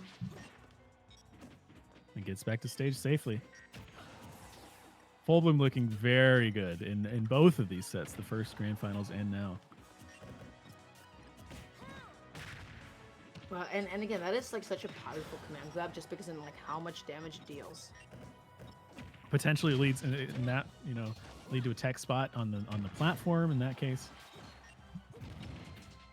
Very strong tool that the brawler has. As Full Bloom extends his lead farther and farther. The reflected shot put, gonna get Reggie back to stage. The bomb taking him out. Unexpected there. Oh, and beautifully. Oh man, that was quite the snipe with the shot put. Huge lead for Full Bloom right now. There's all the momentum. Reggie though continuing his advantage state, being able to land, but Full Bloom was so ready for it. So in the beginning, we saw that come out so often, right? We saw the throw, we saw the nail, we saw the up B, and we saw the down air.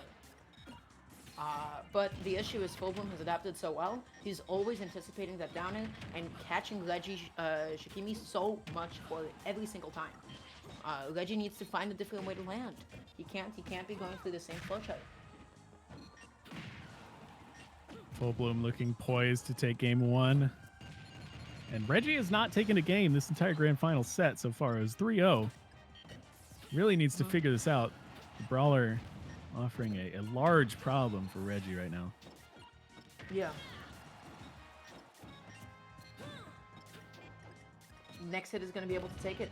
You know, an up smash out of shield, an F smash, catching the blue box extensions with the down smash. Wow. Full Bloom. Confident Once game again, 1 into this next set. Punishes the down smash. That is kind of a panic option that the Game & Watches tend to go for quite a lot. Because it can lead into KOs if you get the berry, but it seems like Full Bloom and Me Brawler are poised to punish it every time. And that's 4 straight games. This Me Brawler looking undefeatable right now.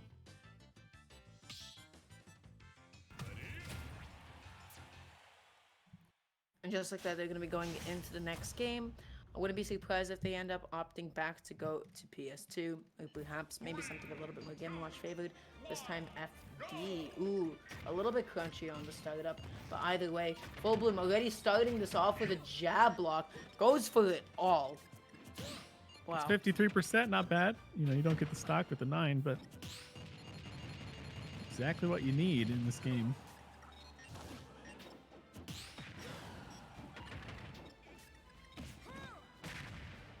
But he Finds the gets side the B, side though. B, a little bit of damage targeted. And again, despite the fact that Full Bloom is at a percent deficit right now, the way that he holds on to center stage is so much stronger than Reggie. Catching every single the way that Full Bloom is mixing up his landings is so powerful. Just sort of waiting for the dropped shields, waiting for the uppies, baiting them out. That was, oh my goodness.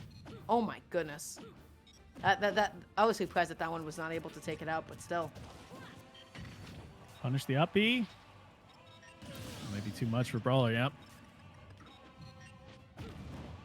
Finally does find a punish. Reggie now in the lead for the first time. But he can't land. He just can't land.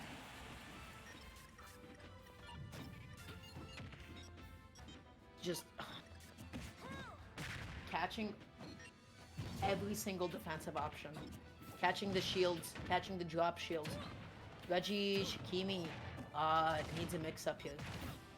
Okay, this is huge. Ooh, that is huge. Yeah, what an early stage spike. Wow. A little too confident off stage. Me Brawler doesn't have the greatest recovery.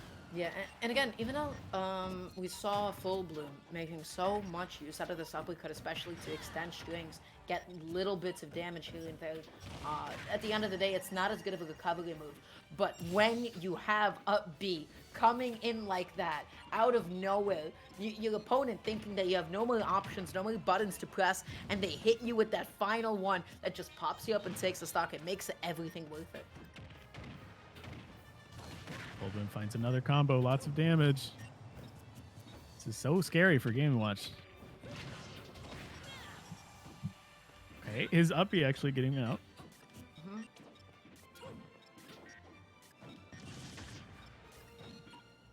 Manages to find it back here, gets a load of damage. Full Bloom with the double jump fade back was so smart. Was able to bait the option, was able to still then get a tomahawk. Ooh, dropping the shield a little bit too early. Really, really good down smash from Reggie Shikimi. Goes for a little bit of stage control, sets up the ledge trap. But Game & Watch, such a tiny flame, able to get under the shot put. How does he get back onto stage against Game & Watch? Beautiful Looking two very flame. scary. Wow, those multi-hits just barely came through. And these jumps and these fade backs, look how antsy Reggie is, throwing out all of these buttons. Up air? That was it. Wow. Incredible. Full Bloom, Instant double 5 jump up games air. in a row. 5 consecutive games in a row. So, I have to say, these adaptations, the way that Full Bloom is treating this is so good. He has spent this entire game jumping and landing on top of Reggie Shikimi's shield with nair, with tomahawks, and then all of a sudden, on that last stock, we see those mix-ups. We see the mix-ups with the fade back specifically. We see those baits, and Reggie Shikimi is pressing buttons, pressing the F-toe, pressing up B. And as a result, Full Bloom was able to get there and hit him and kill him for it. So I said this Me Brawler set was going to be exciting, and it has delivered so far. it's Me delivered. Brawler seems unbeatable.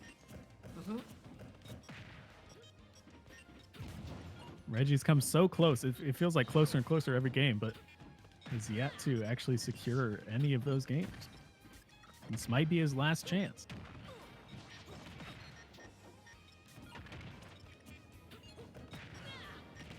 Able to land on the shield with the nair, but really good punish from Reggie. Now, they need to find him. They can't keep pressing the up B like that because Full Bloom has started to really adapt, going in with those instant double jump up airs. But Reggie, for the first time in a while, I feel like they have a decent lead for themselves.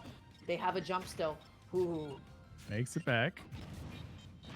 Full Bloom extends. You know, when he goes off, he goes off. It is risky. We've seen the recovery is not that great from Brawler. Quite linear, especially from low. You can't go for too many down Bs. Oh, that's only like a mid-range option, so you don't want to be out there putting the double jump unless you need to. Going underneath the up smash. Sure, yeah. I just guess the move doesn't scoop. That's tough. Just slide on under there, yeah. This one connects, and it is enough. Yeah. The way that Full Bloom is like running back and forth, baiting options from Reggie's once again like working out so well for them. Falling Nair is leading into so much damage from Full Bloom. We've seen Reggie not try to land with down air as much, especially after pressing up B. And as a result, when they are able to mix it, they're able to reset the situation instead of it always being their disadvantage. It's so huge for them. Once again, Uppy getting out of the uppercut, but that one, parry down smash. Ooh, Again. it's dangerous shot, but Yeah, Game & Watch. I don't even know if Game & Watch's nose sticks out as part of his hitbox, but wow, he just like seems to get onto it every single little bit. And there's the up smash this time. Game & Watch wasn't able to get onto it. I wouldn't be able to tell you why he didn't the first time. Something with hitboxes, I'm sure. Nearly not going to be able to take it quite yet. The next good hit from Reggie Shikimi is going to do it. Dash attack, F tilt. Back Backer. hill. There it is. This is it. Reggie needs a game, or else that's it. and all of these games have been so close, especially the second set. It could go either way, but this side B, so much damage from Full Bloom. So much damage and so much range. Every time that Reggie is pressing down hill, does not matter at what point of the stage that Full Bloom is, he is able to reposition themselves and get to where he needs to be. That's exactly what you have to do against Game Watch. You cannot let them get away with catching lanes. Oh! And there it is. That's the F smash. Full Bloom taking it not 3-0, 6-0. 6-0 over Reggie Shikimi. And one of the fastest bracket resets in Grand Finals I've seen in a while. Incredible. Full Bloom, the champion of Cybersmash 3. Just an incredible show after losing to Reggie in winners finals, coming back and winning 6-0 in grand finals. Amazing showing from the Brawler and the Bayonetta and the Daisy that got him here.